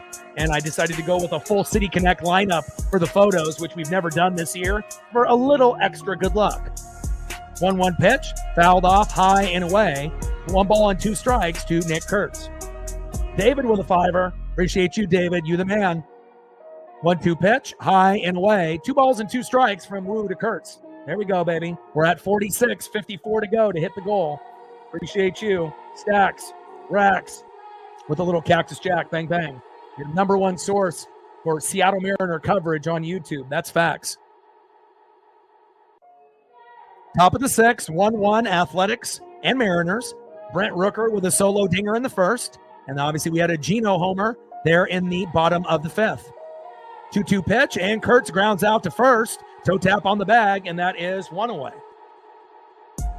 All day in the building. How are you, my guy? Cole has been holding it down while you've been gone. Captain is still working, so we haven't seen him. So it's been just me and Cole trying to operate, obviously, here. But if you're going to be here for the rest of the game, you should be able to see where we're at on the likes. We are at 46 on the Dono train, and we've gained 5 subs so far the last time I checked. First pitch to Langoliers, takes a strike looking, 0-1 count. Hope that you're having a good day all day. We need a dub, baby. Yes, we do. 0-1 pitch, fouled off right down the middle. No balls and 2 strikes from Wu to Langoliers. And we need Wu with a victory. I mean, it's been ugly for our starting pitching, our bullpen, and our hitters as of late. Even before the road trip, it hasn't been pretty. It hasn't really been the same team that we're used to, but schedule is favorable the rest of the way. Can't worry about what the Astros are doing or not doing. We just got to put our head down and do what we do. Trident's up. 0-2 pitch, high and inside. 1 ball and 2 strikes from Wu to Langoliers. And, it's going to be 90 to 100 for the next week. So, again, even if that means I'm going to have to sweat my ass off, here late in the matchups, as long as the Mariners win, I'm willing to sacrifice a little bit of blood, sweat, and tears for us to get the victory. Hell yeah, baby. It started off with Naylor, right? And then it went to Gino. Started off with Cal, and now it's Julio. Now, can you imagine if we can get Naylor, Gino, Julio, and Cal on the same page together? Oh, my. And that is 2 away. Down goes Langoliers. And we mentioned that we thought that Gino would get hot. He's a streaky player. It just took a little bit longer than we were expecting. But he's here now. Next up, DHing Brent Rooker. First pitch from Wu. Fouls it off, high and inside, 0-1 count. Let's go, Wu. Bring that electricity, baby. Let's go. And we got an all City Connect lineup, 1 through 9, including pitchers, with the photos here today. Anything for some extra good luck. I got the Cal City Connect on as well, stitched. We got to get this dub. I mean, I could have easily wore a cutoff shirt, instead, but I said, fuck it. We need a dub. I'll sacrifice some blood, sweat, tears for the dub. 1-0 pitch, high and inside. 1 ball and 1 strike from Woo to Rooker. Are you going to be able to be here for the rest of the stream? Gained another sub. That's 5. 79 to go to be able to hit 21,600.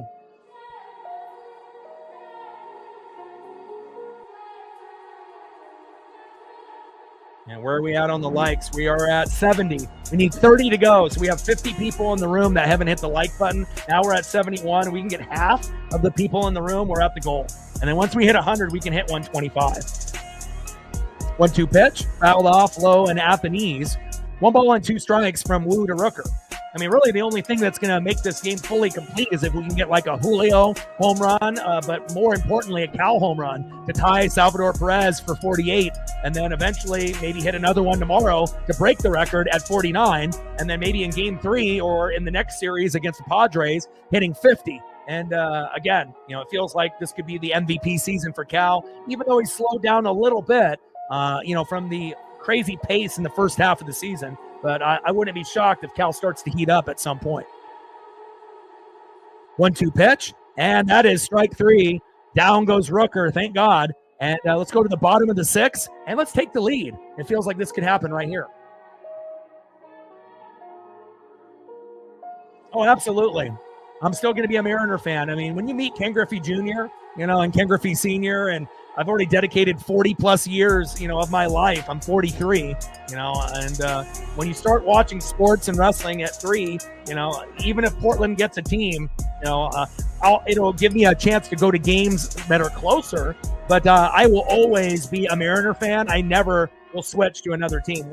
All my teams are accounted for baseball and basketball and football and hockey and favorite driver in NASCAR and, all that, wrestlers, all that is already said and done. So it'll be cool, and more than likely, I would assume if you're going to have, teams, since you're already going to get the Athletics in Vegas, I assume it's going to be Nashville and it'll be Portland. And those would be the teams. But then you get all these people on the internet who are talking about like realignment and then, trying to switch up the divisions. And obviously I've seen a few where if the Mariners were in the new division, it'd be like the Mariners, the Athletics, Portland, and like the Angels. Hell, if that ends up being the new conference, the Mariners are going to win the division every year for the next 50 years, right? But I don't know if I want that. I want a little bit more challenge and whatnot. So we'll see how it goes. But I like the format that we're at right now.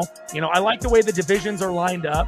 And, I don't really know how it's all going to play out and whatnot, but, we'll have to kind of wait and see. But obviously we've, noticed, during that Little League Classic with the commissioner talking about the expansion and whatnot. So we'll see where it goes. But if it ends up being, Angels, Athletics, right, Portland with the expansion team in Seattle, hell, we're gonna end up being the, the top dog. But again, I don't know if I would, want that. I like the rivalry with the Astros and the Rangers and, having that competition. But again, with expansion, you're going to have to do what you need to do. First pitch from Morales to Cole Young. Takes a strike looking high and away. 0-1 count. Lauren in the building. What's good, brother? How are you?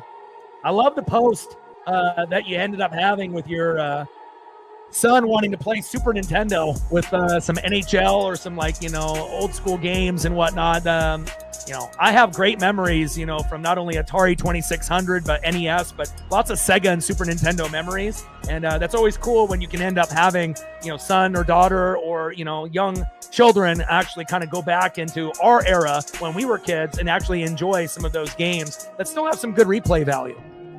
1-2 pitch, fouled off high and away. 1 ball and 2 strikes from Morales to Young. I mean, I can still play Nintendo 64, NES, PlayStation 2.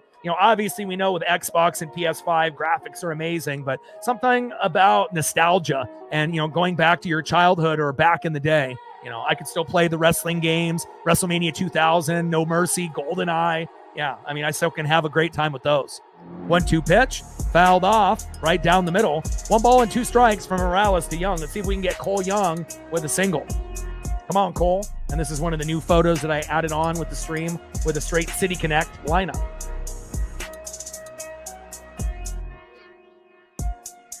Now, I wouldn't want Seattle to go to the NL. We got to stay in the American League. And Young lines out, and that is 1 away. I do like the new photo of Cole Young, though. And a new one for Randy as well. 0 for 2 with a K. Could Randy end up being a hero like he is in this photo? I don't know. Could be. Bottom of the 6th, 1-1, Athletics and Mariners. Brett Rooker with a homer, Gino with a homer, and that's where we sit. First pitch, high and away, 1-0 count.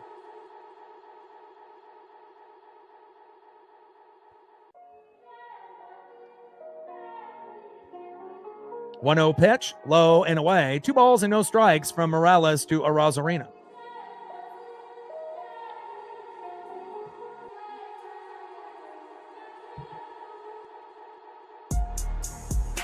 DX with a 6er. Appreciate you trying to get us to that even number. I like how you think. Stacks, racks with a little cactus jack. Bang, bang. Appreciate you. And that puts us at, where are we at? 45, 46. Oh, we're at 52 now. There we go. Appreciate you. Let me know what you want to do for a photo or two, and I got you. 3-0 pitch. Takes a strike looking high and away. 3 balls and 1 strike from Morales to Arozarena.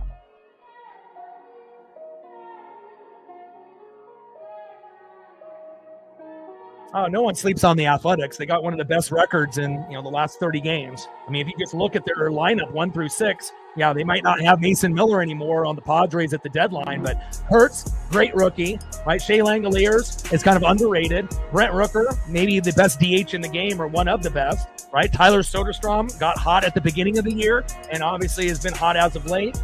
Jacob Wilson, another rookie that's been playing pretty well but had an injury. And then Lawrence Butler is at the fucking 6 hole. I mean, that's a pretty sexy 1 through 6. Now, if they can just get a 7, 8, 9 and fill that lineup and make it a little bit stronger and get some starting pitching and some bullpen, I'm hoping one day that the Mariners win the division and the Athletics get second place. That nothing would make me happier. Obviously the Angels had their time with Trout and Ohtani, and obviously we have rivalries with the Astros and the Rangers, so I'm not going to root for them. 2-2 pitch in play, and Arozarena grounds out. Throw to first, and that is 2 away.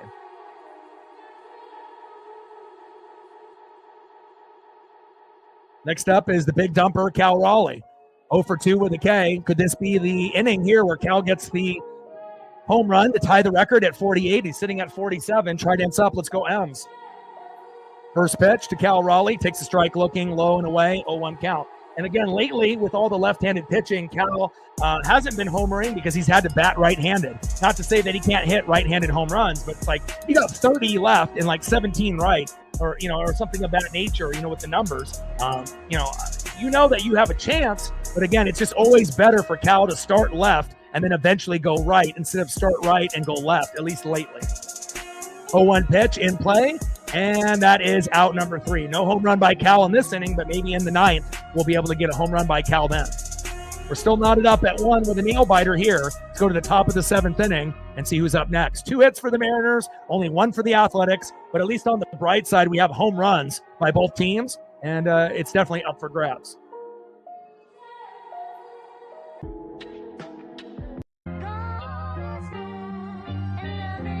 Trident's up. Let's go M's. Like, sub, donate, comment, share. If you haven't smashed that like button yet, please do. Help us get to 100 likes, 100 on that dono train, and we're looking for 15 subs. See who's up next here for the A's. Next up, 0 for 2 with a K, left fielder Tyler Soderstrom. Batting second, 0 for 2, shortstop Jacob Wilson. And batting third, center fielder in the 6 hole, 0 for 2 with a K, Lawrence Butler. For newbies, they may not understand how deep we go, but I don't follow just the Mariners. I follow every fucking team from top to bottom, all 30. And everything on the NFL, everything in college football, everything in the NHL, everything in the NBA, everything in NASCAR, everything in WWE, everything in AEW. We're not like other channels here. This is something where it's about stats and analytics. We're not average here. We're fanatics. So again, hence the name. We're not just going to be about one team and shitting on the opponent. We're really going to give love where love needs to be given, and we're going to appreciate greatness, even if it's not on the Mariners. Facts. End of the sixth, 1-1, Athletics and Mariners.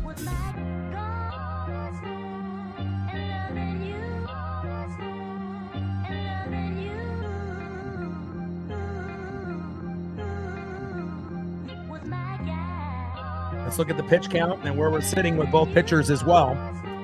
All right, Raleigh, 6 innings pitched, 2 hits, 1 earned run, no walks, 6 Ks, 97 pitches, 64 strikes. So that'll be the end of him. 1.72 ERA. He pitched like he was a Cy Young candidate.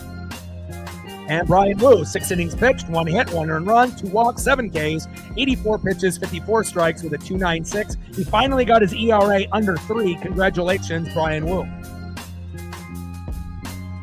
Now let's finish strong here. First pitch from Wu to Soderstrom, low and away, 1-0 count. And we need Wu to finish strong here. We don't want to give up a big RBI or a big home run and be down 2-1 or 3-1 in the bottom of the 7th. Finish strong.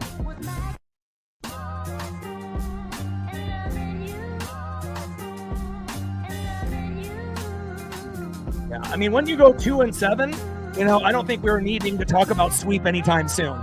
We just have to try to win 2 out of 3. Now, if we end up winning the first 2 games of a 3-game set, then we can talk about sweep because we actually have a chance. But other than that, that would be the only time. And Cole Young with a throwing error, and he is safe. Damn it. Uh-oh.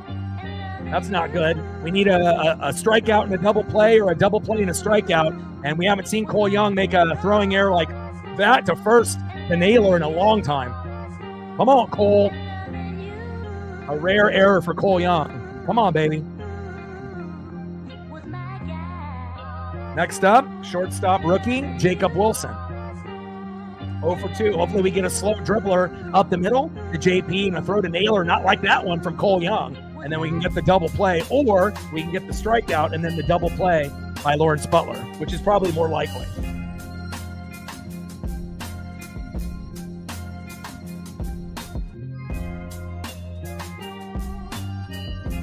No, Cal ain't going anywhere. Cal's going to be a Mariner for life.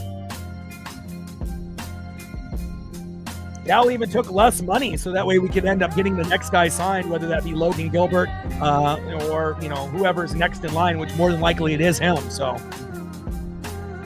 and then imagine if we tried to negotiate after this year, then you're having to pay a hell of a lot more, based on the deal that he got, Definitely worth, $400 or $500 million, based on the best catcher, not only this year, but it looks like for the foreseeable future. Cal can end up being one of the best defensive catchers, the best hitting catcher, the best leadership, and being able to break the home run record year in and year out. We definitely got him on a discount, and he wants to be here. He wouldn't go to the Yankees. And Wilson flies out, and that is 1 away. Here we go, double play time.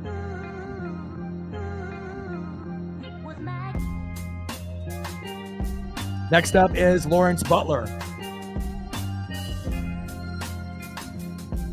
Yeah, I'm ready for football, NFL and college football. Texas and Ohio State. Come on, man. I'm looking forward to all the matchups, obviously, in college and NFL. It's going to be a fun year. Top of the 7th, 1-1, Athletics and Mariners. Runner at first with 1 out, and we need the double play, and we're going to get it. First pitch. And there it is. Butler grounds out to second, throw to first, and got him. There we go. Sometimes you just got to talk it into existence, baby. There it is. Great double play there. Sometimes you just gotta feel it. And there it is. Huge play there. All right, it's time to take the lead. Great job by Brian Wu. Great outing. Every single start, including this one, going 6 innings or longer. No pitcher in MLB has done that in 2025 besides him at this point. Let's go. Let's go. Next up, 0 for 2. This would be a great time for a big single, double, triple, or home run. Center fielder Julio Rodriguez. Batting second, 0 for 2, first baseman Josh Naylor. Come on, baby. And batting third, the hero so far, good vibes only, Eugenio Suarez. Trident's up, let's go M's. And this is the first outing that Wu has had. It feels like maybe prior to the All-Star break where he was lights out, besides giving up one solo dinger to Brent Rooker. But let's be real. A lot of guys would give up homers to Brent Rooker, and he's that good. That's facts.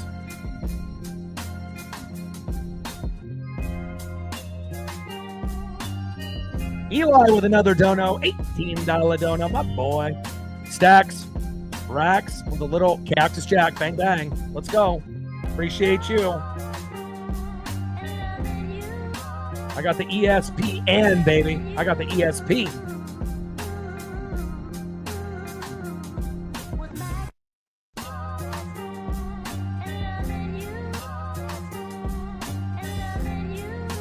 We're at 70 now, 30 to go to hit the goal.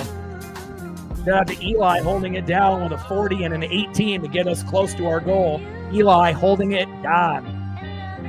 And we're 20 more likes to get to 100. Let's get there, baby. We can hit these goals. We can hit them.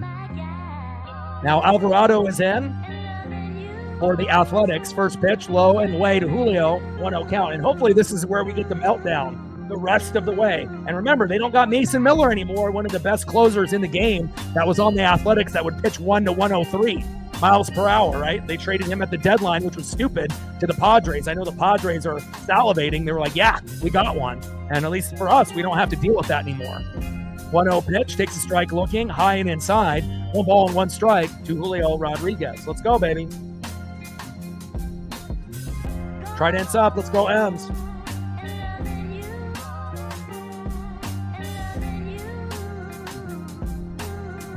Yeah, but again, the Mariners and Yankees aren't really trade partners. You know, it's like we might have gotten Jay Buhner from them back in the day, but it's not like we really go back and forth with that team. The team that we trade with the most is typically the Diamondbacks. So, you know, I don't think you're going to have to worry about that. They're one of our rivals. We don't like them. They don't like us. And then Julio grounds out. That is 1 away.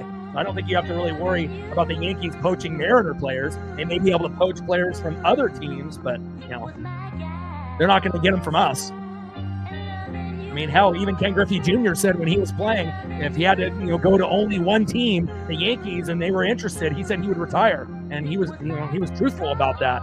The rivalry runs deep. First pitch to Josh Naylor. Back. See ya! There it is, my guy, Josh Naylor. He says, you know what? I've been ice cold, but now I'm hot. Big solo dinger. Me and Gino. 2-1 Mariners. Let's fucking go. Boom.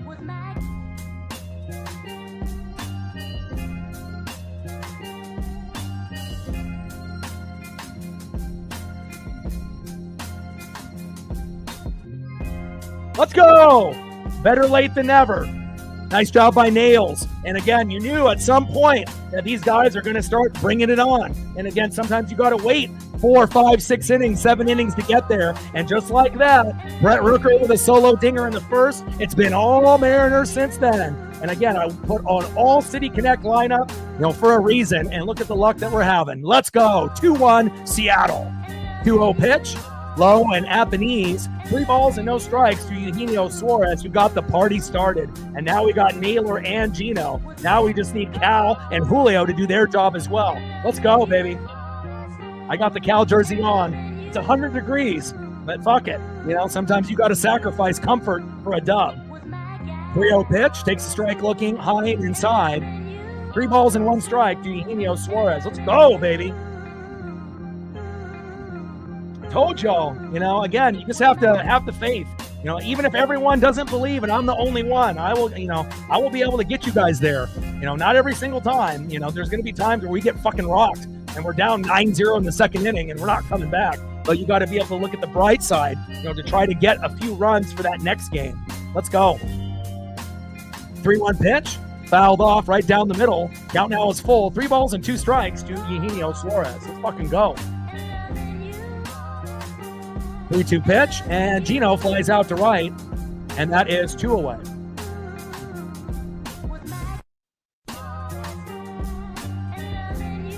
Next up, a guy that's been hitting deep balls left and right for like the last 10 fucking series. But again, we are hoping that Polo will homer at some point in this series. It would be a great time here today.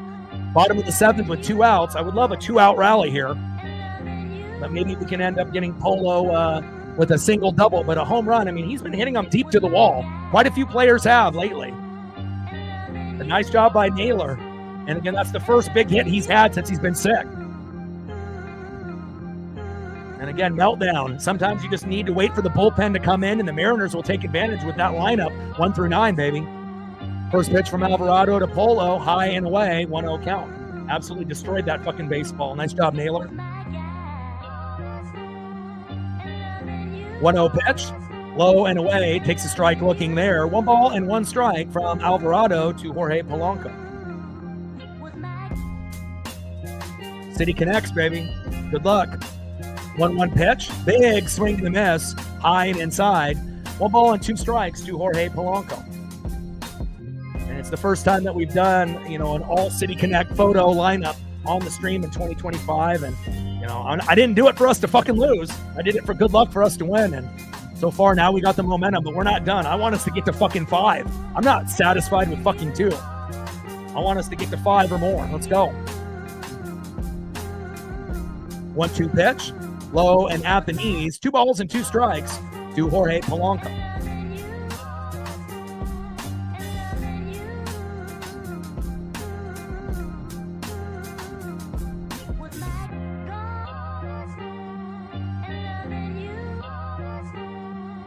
Two-two pitch, fouled off, high and inside. 2 balls and 2 strikes from Alvarado to Polo.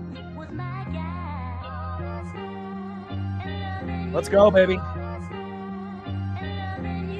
40 home runs for Gino, 47 for Cal. Just need them to get hot. And again, we are World Series contenders. We may not be as good as the Phillies or the Brewers, and we'll see, how the Dodgers and the Padres and the Cubs look. Obviously in the postseason if they're in that particular situation. Back, see ya! And Jorge Polanco, I told you he was close, hitting those deep balls, and even though he flied out early, there it is, 3-1 Mariners. When you know, baby. Let's go. That's what I'm talking about, baby. My ESP on point. Let's go.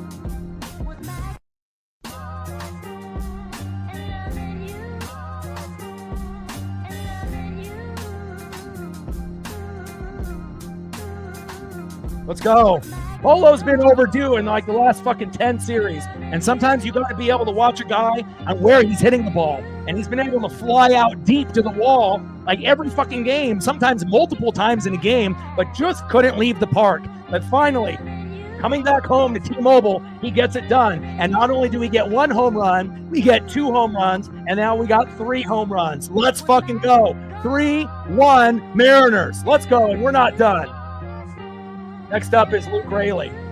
2-0 pitch, takes a strike swinging, high and away. 2 balls and 1 strike from Alvarado to Raleigh. Sometimes you just need that starting pitcher to go out and they can have a meltdown, baby. Let's go.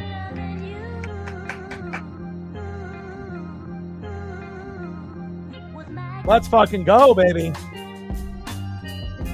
2-1 pitch, takes a strike swinging, big swing and a miss, low and away. 2 balls and 2 strikes with nobody on and 2 outs.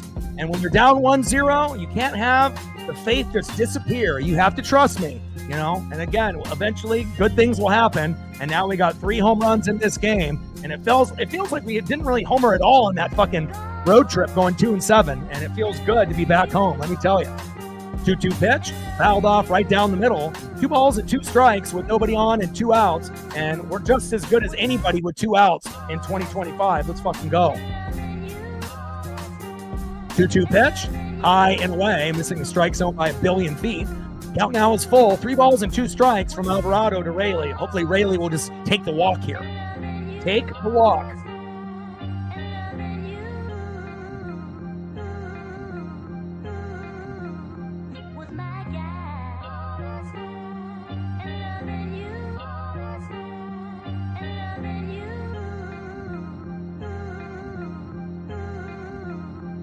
And Raleigh strikes out swinging, but again, kind of expected.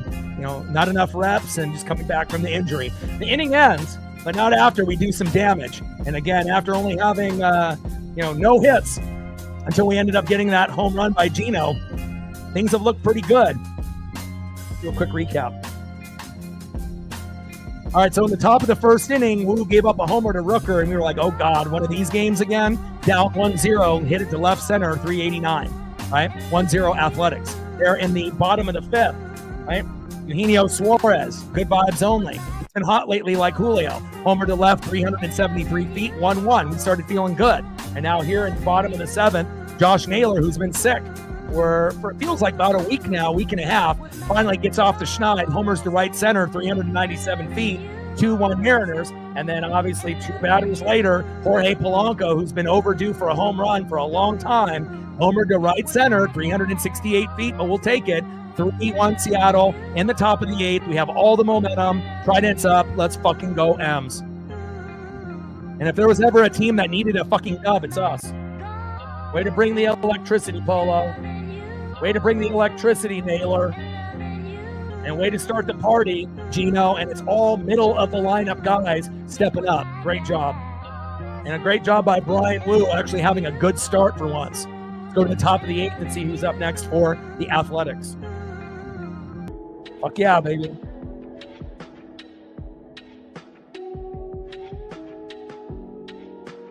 Next up, second baseman, 0 for 2, Darryl Hernandez. Batting second, right fielder in the 8-hole, J.J. Bleday. And batting third baseman in the 9-hole, Brett Harris. Trident's up. Let's fucking go M's. I mean, the only thing that could make this party even better is if we get a Cal Raleigh home run tonight. I'll take a Julio home run as well. But obviously, I'm not sure if you're going to get both. But at this point, with everyone producing, we can get a Julio home run tomorrow, or on the third game or both. But getting a Cal Raleigh home run late would be icing on the cake. Typically, my schedule for streams are going to be Mariners when it's Mariner season, and then I'll do WWE PLEs, usually once a month, but now being sold out to ESPN. We'll see where that goes. And then when we go into football season, I'll do Monday night, Sunday night, Thursday night, and obviously we'll do some college football as well. And then once football season's over, then I'll transition into a little bit of NBA, a little bit of Blazers, a little NHL for the Seattle Kraken. And then I do NASCAR Cup Series, the Xfinity Series, and the trucks. And that's usually in that February, March time, when we're waiting for baseball to come back. But that's usually my schedule throughout the year, pretty much streaming every day, even on my birthday, Thanksgiving, and Christmas. 1-1 pitch and deeply hit, and Hernandez flies out to center. Julio is there, and that is 1 away.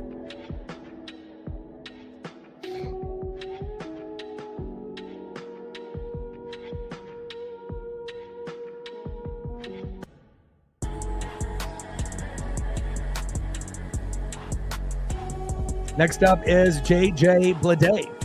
First pitch from Brash to Bleday, takes a strike looking right down the middle. 0-1 count, and hopefully Brash won't blow the game for us. It seems like he's blown a couple saves lately, and hopefully that doesn't happen here today. Come on, Matt. We need a good Matt Brash, damn it.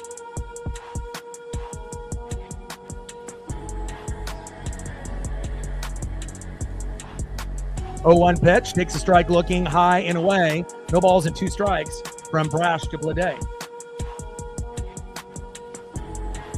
0-2 pitch, high and away. 1 ball and 2 strikes to J.J. Bleday.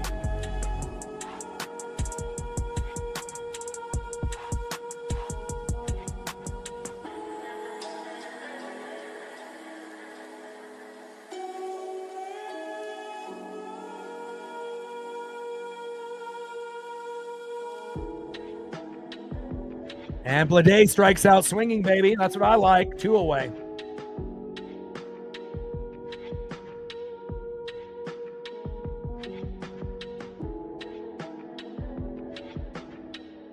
Cortez coming in to pinch hit. Let's go, baby. Got to keep that City Connect theme.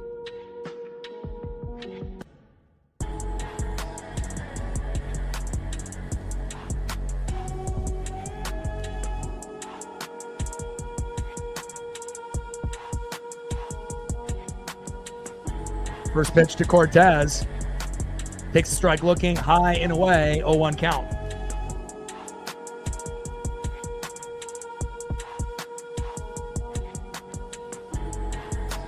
0-1 pitch, low and away with the changeup, 90 miles an hour by Brash. 1 ball and 1 strike from Brash to Cortez. Come on, Matt. Can't have you fuck up, man. Let's go.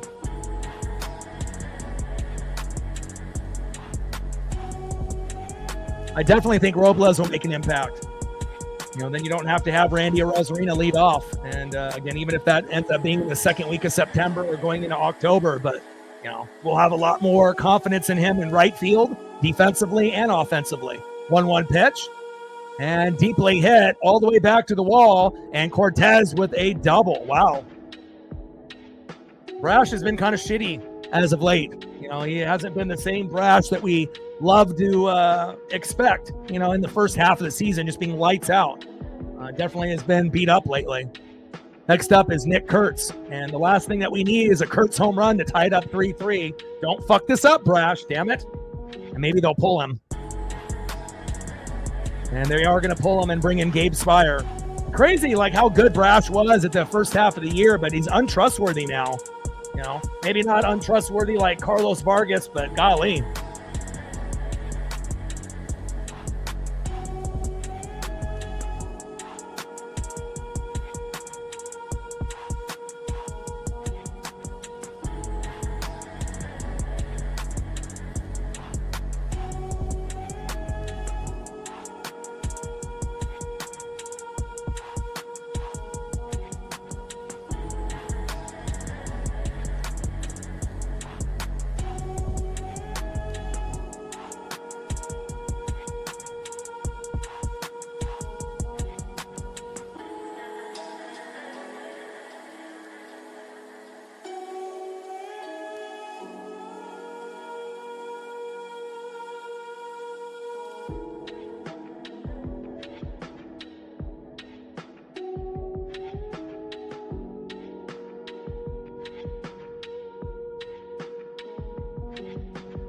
Come on, Gabe.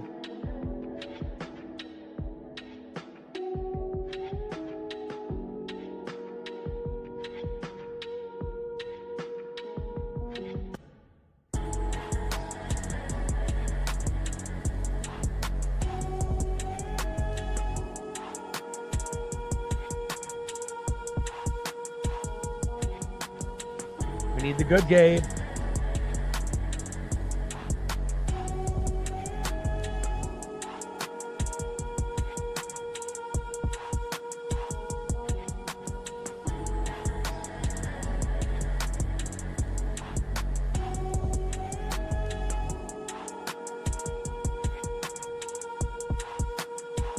Spire on the mound.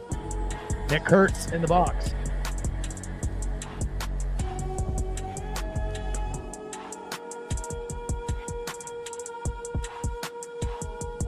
There we go. Let's get there, baby. And it's not only just All Day or Cole. It could be some of the others in the room as well. Let them know. First pitch to Kurtz. Takes a strike looking.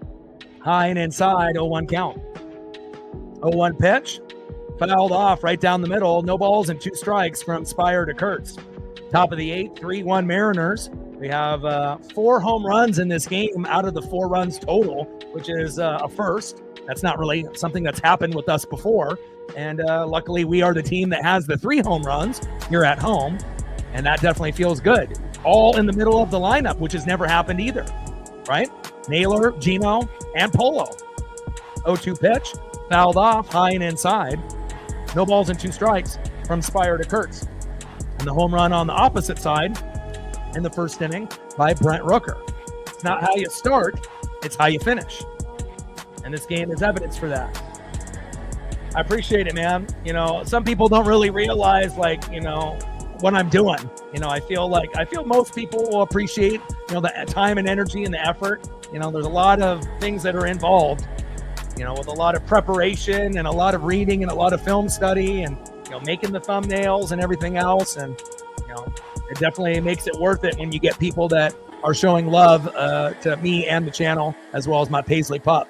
And down goes Kurtz, and that is out number 3. Great job by Gabe Spire, and a good job by pulling Brash, because again, he was good at the beginning of the year, but he was shaky. And if you would have pitched with Brash, more than likely to Kurtz, maybe the game would be tied up right now. So that was a good decision. And I know we've been very critical of Dan Wilson, bringing in the wrong guy at the wrong time, or keeping a guy in too long, or pulling a guy too soon. But everything kind of going perfectly right now today.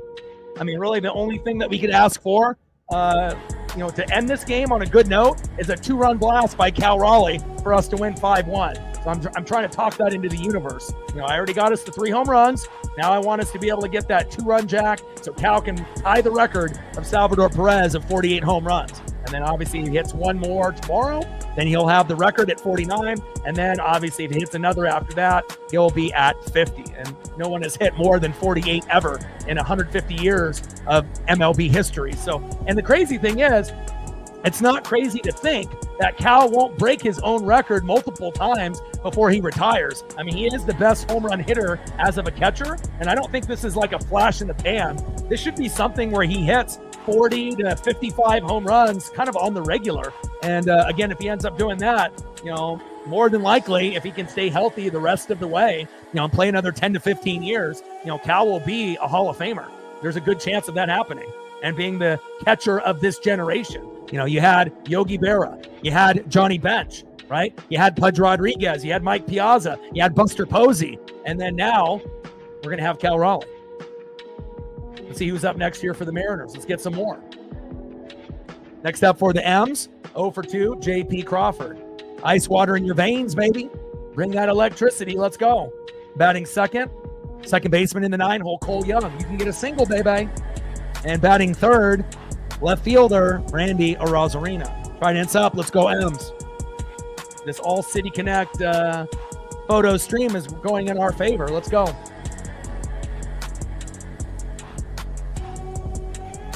I appreciate that, DX. Appreciate you, Cole. And again, some people are going to have more availability than others. And again, this is your number one spot, not just for Mariner baseball, but, there's not very many channels that can do anything. I feel like we have the most diversity, that we see some people, they can only do one thing, like their favorite team, and that's it. Or just do like NFL or just one sport, but we can do everything here. And you got to think like, how much work has to be put in to be able to do anything and feel comfortable. 0-1 pitch, fouled off, low and at the knees. No balls at 2 strikes to J.P. Crawford. Sterner in the game, and hopefully Justin will have a meltdown. 2 pitch, high and away. 1 ball and 2 strikes to J.P. Crawford.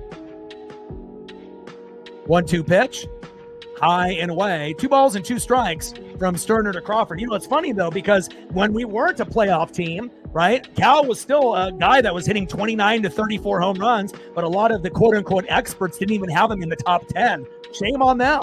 We already knew Cal was one of the best catchers just because we didn't get the, media pub, from the quote-unquote experts or the pundits.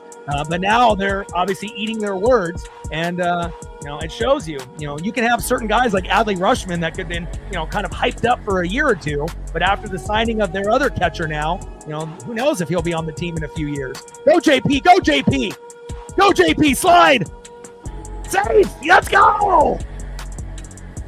Wow, that might be reviewed, and he went in feet first. What a double by J.P. Crawford. Ice water in his veins. Let's go. Look at that hit ball. Just fair. Beautiful. And again, when one guy does well, it rubs off on the other, and then the next and the next. Nice job. And when JP, let's see, does he get in there? He does. Beautiful. And if he would have went head first, he would have easily been out. How many guys do you see go in feet first? Normally in that situation, it's 99% head first. I don't think I've seen a feet first slide off a double in a long time. And JP avoiding the tag. Beautiful. Let's go.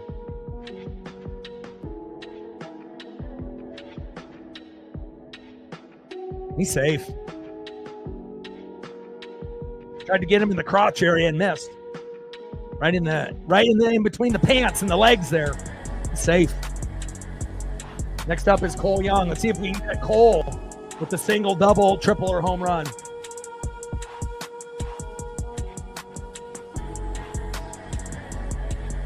I mean, especially if the Mariners end up winning the World Series or the Ducks win the Natty. I mean, it's really just about support, you know? And again, if people can support, you know, and hit the like button. Oh, wow, they called JP out. Boo. You got to be kidding me. No way. Boo. But again, you know, if people can actually hit the like button and if they can share and sub to the channel and donate and support, you know, again, I plan on doing this for the rest of my life. I mean, I've already been doing this for 13 years. You know, this is my 9th year on YouTube. Next year will be 14 years streaming and my 10th year on YouTube next year. So, you know, it really depends on the people that are watching. You know, the more people that we can get to support and the more people that we have in the room that can hold the others accountable other than myself to hit the like button and to do their job to support the channel. Yeah, we can definitely get to a number. I mean, my short-term goals are obviously to get to 22, 23, 24, 25K, and then 50K, and then eventually 100K and beyond. So, you know, again, somebody's got to hold it down, you know, for the Pacific Northwest, and, you know, it's going to be me. But again, it only is going to happen if we can get people to support. I mean, hell, we have a hard time even getting people that are in the room to hit the like button. So, you know, if we can get more people to be more consistent with that, that'll be the first step where we don't even have to talk about the likes, that we already can get it done automatically, you know, but we're not there yet. But again, you know, you got to crawl before you walk. So 1-2 pitch, low and at the knees, 2 balls and 2 strikes to Cole Young. 2-2 pitch, big swing and a miss, and down goes Cole, and that is 2 away. You know, but it's a team effort. It can't be just me. You know, I'm already putting in 3 to 4 hours a day of reading and doing film study, covering every single fucking player in league, and, you know, I'm doing the thumb and doing all the multitasking. I'm fucking producing the show. I'm doing play-by-play and color, you know, and I'm doing all the analytics and the stats on top of the photos, you know, and everything else, giving you a unique broadcast to make baseball fun, which is completely different than anybody else that's doing it on YouTube. So, you know, it really just comes down to the people that are watching, if they can actually show the love and support that we feel that we deserve here. 0-1 pitch, low and away, 1 ball and 1 strike to Randy Arozarena. Let's go, Randy. But if we can get people that are going to hold others accountable, yeah, I think we can get to a very big number on the channel. I mean, I already got the biggest channel in Oregon. You know, the next step is to have the biggest channel in Oregon and Washington and the Pacific Northwest. And then once we do that, then doing Oregon, Washington, California. You know, so again, it's kind of baby steps. 1-2 pitch, fouled off high and away. 1 ball and 2 strikes to Randy Arozarena.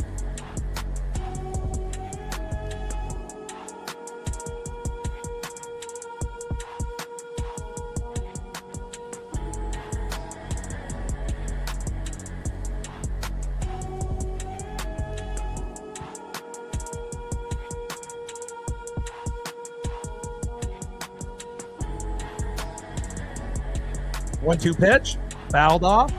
1 ball and 2 strikes here in the bottom of the 8th. 3-1 Mariners with all the momentum.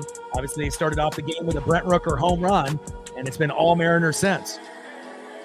Great job by Brian Wu. Great job by Naylor. Great job by Gino. Great job by Polo. Now we're just waiting for Randy, Julio, and Cal to see if they can do it too. 1-2 pitch, low and away. 2 balls and 2 strikes from Sterner to Randy. 2-2 pitch. Fouled off low and away with the sweeper. 2 balls and 2 strikes to Randy Arozarena.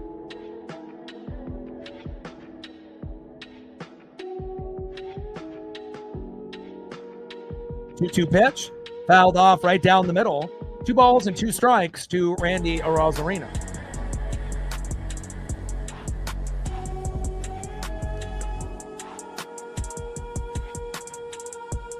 Yeah, but you never compare yourself to anybody else, you know. They already rated my channel, back in the day, and, you know, we were supposed to do a stream together, and he backed out and whatnot, so it's not like I don't know who. Everyone knows, you know, if you're a pretty good-sized YouTube channel, we all know of each other, you know, but again, there's a lot of ego involved, and a lot of people don't want to, you know, necessarily collaborate with others that they don't really know that well, you know, and whatnot. You know, everyone is, you know, doing their thing and whatnot, but, you know, there's a lot of ego and a lot of jealousy, and, and also too, if you have a channel that's good and, you end up having some of their mods end up being your mod, and then they start donating to your channel instead of theirs, people get butthurt. because they're losing money on their channel to someone else. So, again, all I can do is I'm not trying to compare myself to anybody else, and anyone that does, it's going to make you go insane. You have to be in your own lane and do what you do. Be original, not try to be like anyone else. I never go on anyone else's channel. I never try to see, what they're doing, or, I'm too busy. I'm in my own lane, and everyone that obviously is working hard is making their dreams come true, but at the end of the day, comparing yourself to anyone else, you're going to fail, because again, if you're going to compare, one person's dream and journey to your own, it's not going to be the same. So, even if that means it takes me a little bit longer to get to my goals, as long as I don't quit and I keep grinding, I know I'm going to get where I want to be. Facts. Let's go to the top of the ninth. 3-1 Seattle lead. Plus I, want to be authentic. I'm not going to ever be fake. I'm always going to be true to who I am. And, I feel like some people that are out there, they're not really as genuine as they may seem, on stream. Just because you see them, on a stream doesn't mean they're necessarily a quote unquote good person that actually cares about people. Most YouTubers care about just the donos and, the sub count, and that's why they don't kick anybody out, and they have a bunch of toxic people in the chat because they just care about the numbers, and that's it, and again, some people have a little bit of care, but again, just because, people say certain things doesn't mean they're actually being truthful. Just like people in real life, right? Think about how many people out there that are shady that you thought that were actually maybe good people, but in reality, maybe not what you thought, after you kind of got to know them a little bit on a deeper level. Facts. Let's go to the top of the ninth and see who's up next here for the Athletics.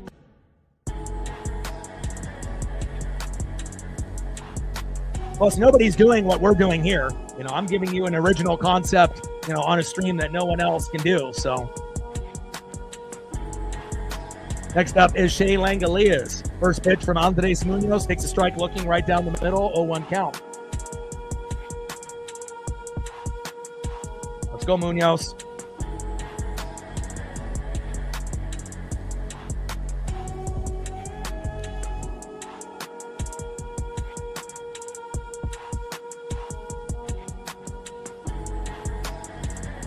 Oh, 1 pitch, fouled off right down the middle. No balls and 2 strikes to Shea Langolias. Let's go, Mooney. Let's go, baby. New Mooney. Mooney on the mound. Shea Langolias in the box. 0-2 pitch. Big swing and a miss. And down goes Langolias, and that is 1 away.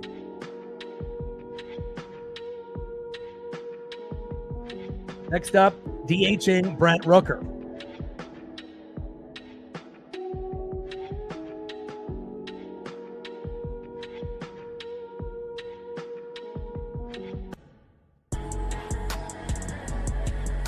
And first pitch to Rooker, singles to left. And that was a hard hit ball there by Brent.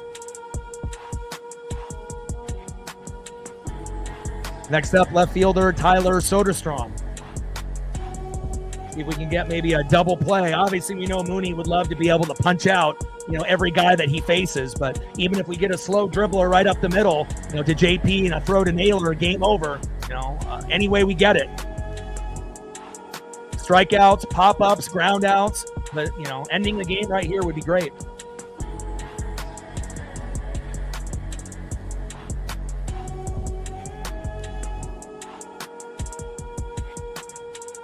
Yeah, but baseball is completely different than football. The football market is oversaturated, and again, there's going to be people that are followers and there's people that are going to be leaders, and again, leaders aren't going to, follow other leaders. You're blazing your own path. 0-1 pitch in play, and Soderstrom singles to left, Rooker to second. Come on now. Come on, Mooney. Now you got Jacob Wilson. Now we need the double play for sure here. Wilson in the box, Mooney on the mound.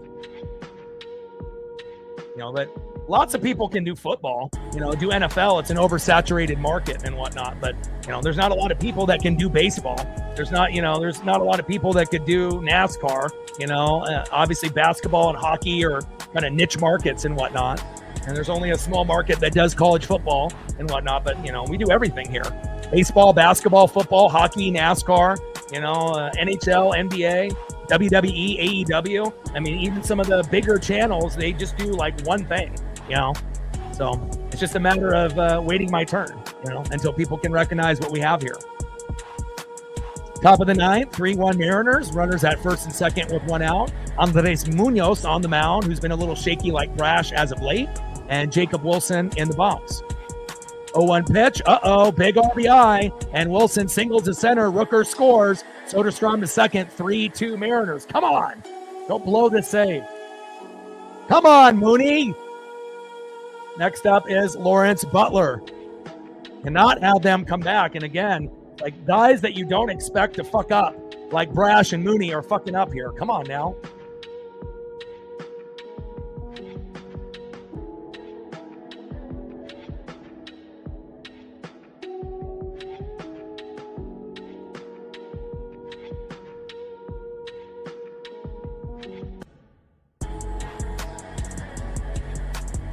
Now we got a mound visit with Woodworth. Come on, Mooney.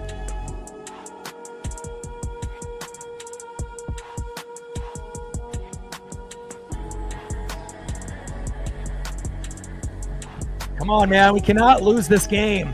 And we don't even want this game to be fucking tied to go into extras. Especially with 3 home runs, right? By Gino, Naylor, and Polo. Rooker had the home run in the first. Get the fucking job done, Mooney.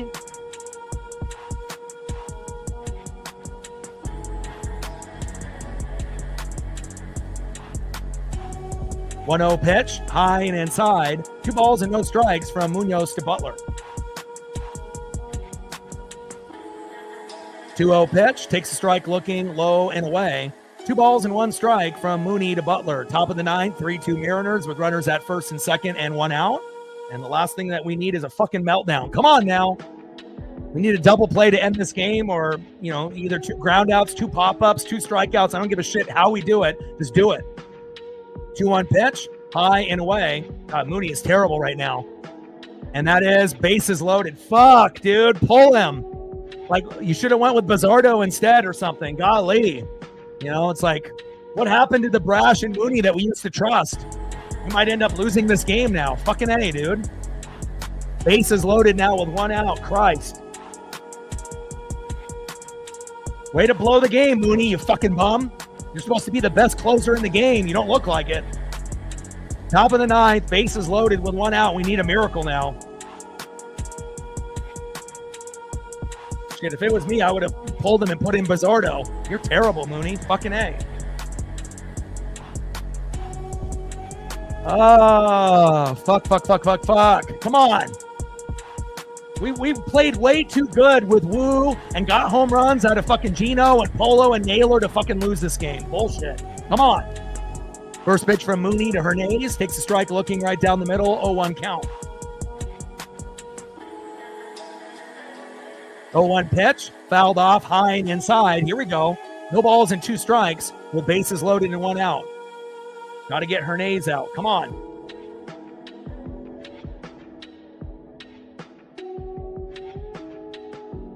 Got to find a way to win this game. Top of the ninth, bases loaded, 3-2 Mariners with 1 out. Eli with a tenor.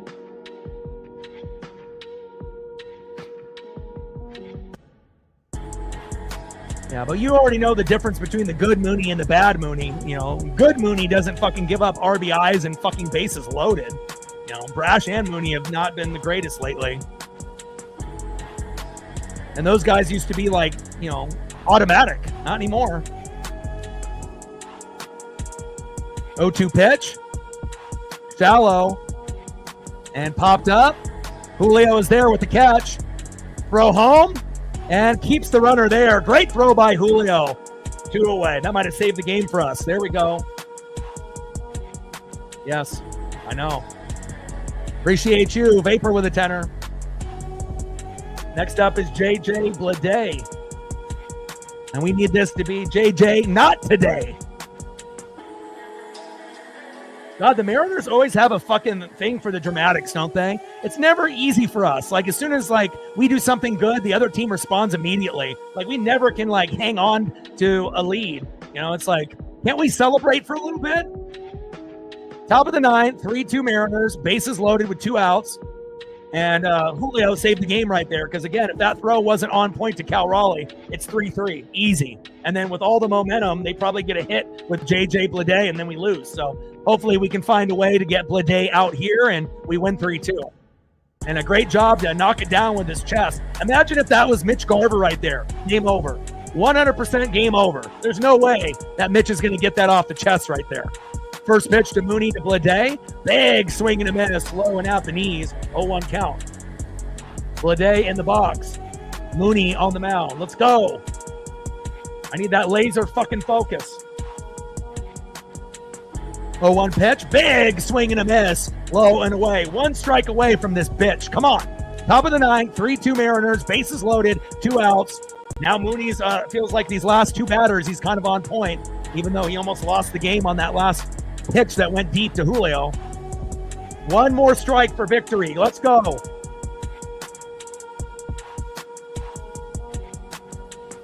Come on, baby.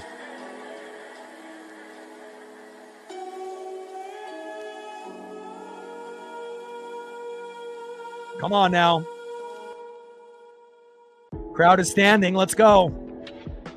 0-2 pitch. Big swing and a miss. Mariners win. Mariners win. Mariners win. Fuck yeah.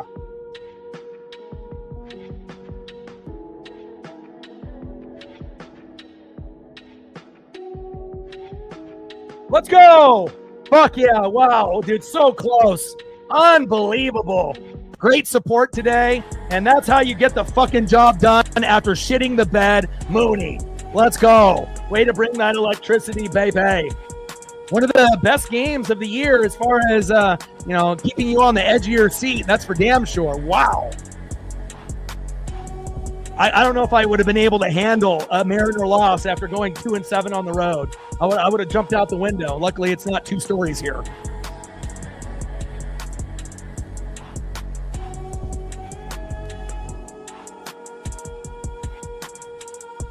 Final score, Seattle Mariners 3, Athletics 2. And when the Mariners win, what do? We fucking dance. Mariners win! Mariners win! Mariners win! Fuck yeah!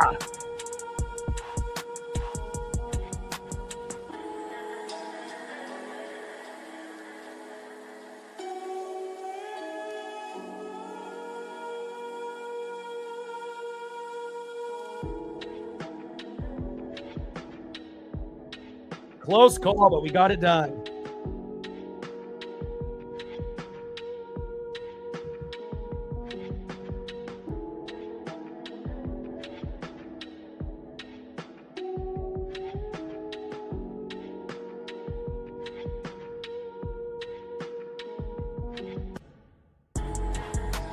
Yeah, but for all the people that thought, oh, that's automatic and that we were going to win. I mean, when Mooney is good, it's bang, bang, bang, 1, 2, 3, game over. When he's off, giving up an RBI, giving up bases loaded, that's not good. Like we got extremely lucky by the throw by Julio. And obviously, he was on that last batter, but it took 4 or 5 guys before he actually got someone to punch out, on 3 pitches there. So, this game easily could have been a loss, especially with bases loaded there late. So I'm glad we got the, final out there, but a little too close for comfort. And again, Brash and Mooney, again, even though that they have been really good at the beginning of the year, our pitching really hasn't been that good lately. But at least today, Wu did the job, right? We obviously got the party started with Gino with the home run, then Naylor, then Polo. And even though it wasn't pretty and it was almost a big fuck up late, nice job by Munoz to get that final out. And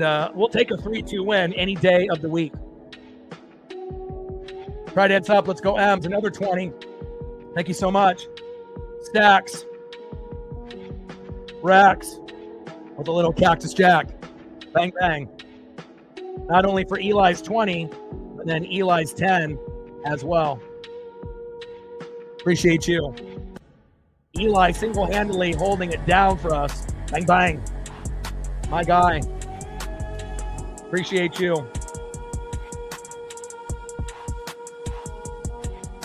$110 in likes and donos, and I appreciate your support for filling in for all day. Thank you so much.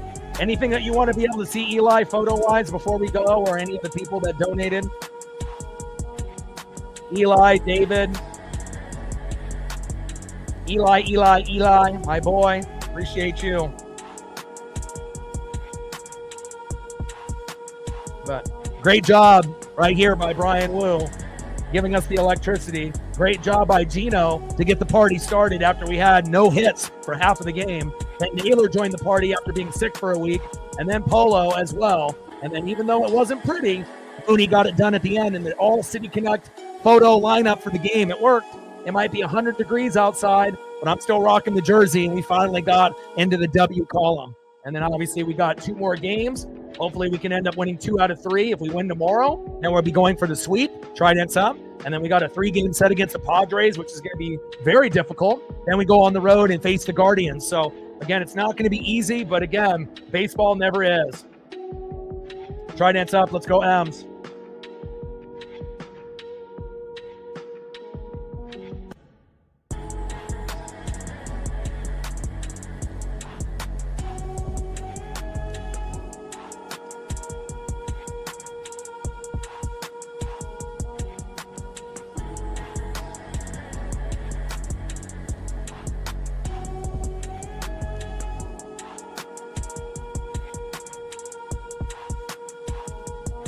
I appreciate you, man. Someone's got to hold it down for the Mariners.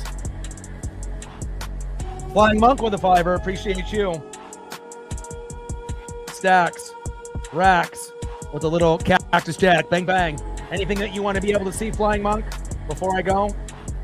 I went on, it's crazy when you end up having 100-degree temperature, whether you live in Oregon or Washington. It means like I got to wake up at like 6 in the morning, 6:30 in the morning, do a walk, then rest, and then do another 30 to 45-minute walk, after like maybe an hour and a half of rest, and then stay by the 8C all day, and then hope that it cools down by, 10 o'clock, and then try to go for a walk. And I was really hoping that we could have a victory walk. And, I could have easily just wore a cutoff, and just kind of, just chilled out. But I figured, if we do all City Connect photos today, and I sacrifice a little blood, sweat, tears, here late, that maybe we'll be able to find a way to get the job done. And, huge day.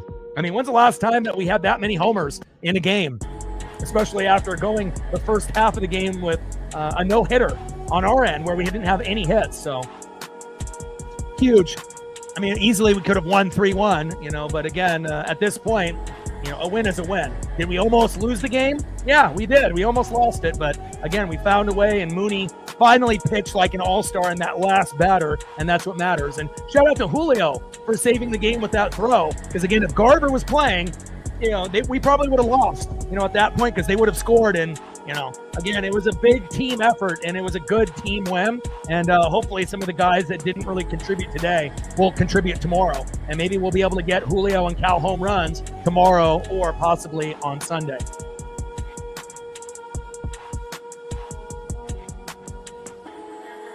Got to start another win streak, after going 2-7 on the road, 3 rain delays and just a bunch of bullshit all around. Tomorrow's game is on a little bit earlier. I believe it's on at 6:40, and then I believe Sunday is on at 1:10. So let's take a quick peek so I can give you the correct information here. All right, so tomorrow we play the last game of the night, which is at 6:40 on the schedule out of all MLB games, and it's going to be Springs versus George Kirby, so that should be a good matchup. Pretty even. And then on Sunday, we play at 1:10, and that's going to be Lopez versus Logan Gilbert. And we got to hope that Logan doesn't play like he did on his last start against Philadelphia, and then we'll be good to go. So, hey, it's all good, Mike. Final score, Seattle Mariners 3, Athletics 2. Nice job, Mooney. Nice job, Wu. Nice job, Gino. Nice job, Naylor. Nice job, Polo. And nice job by Julio with that big throw late. Tridents up.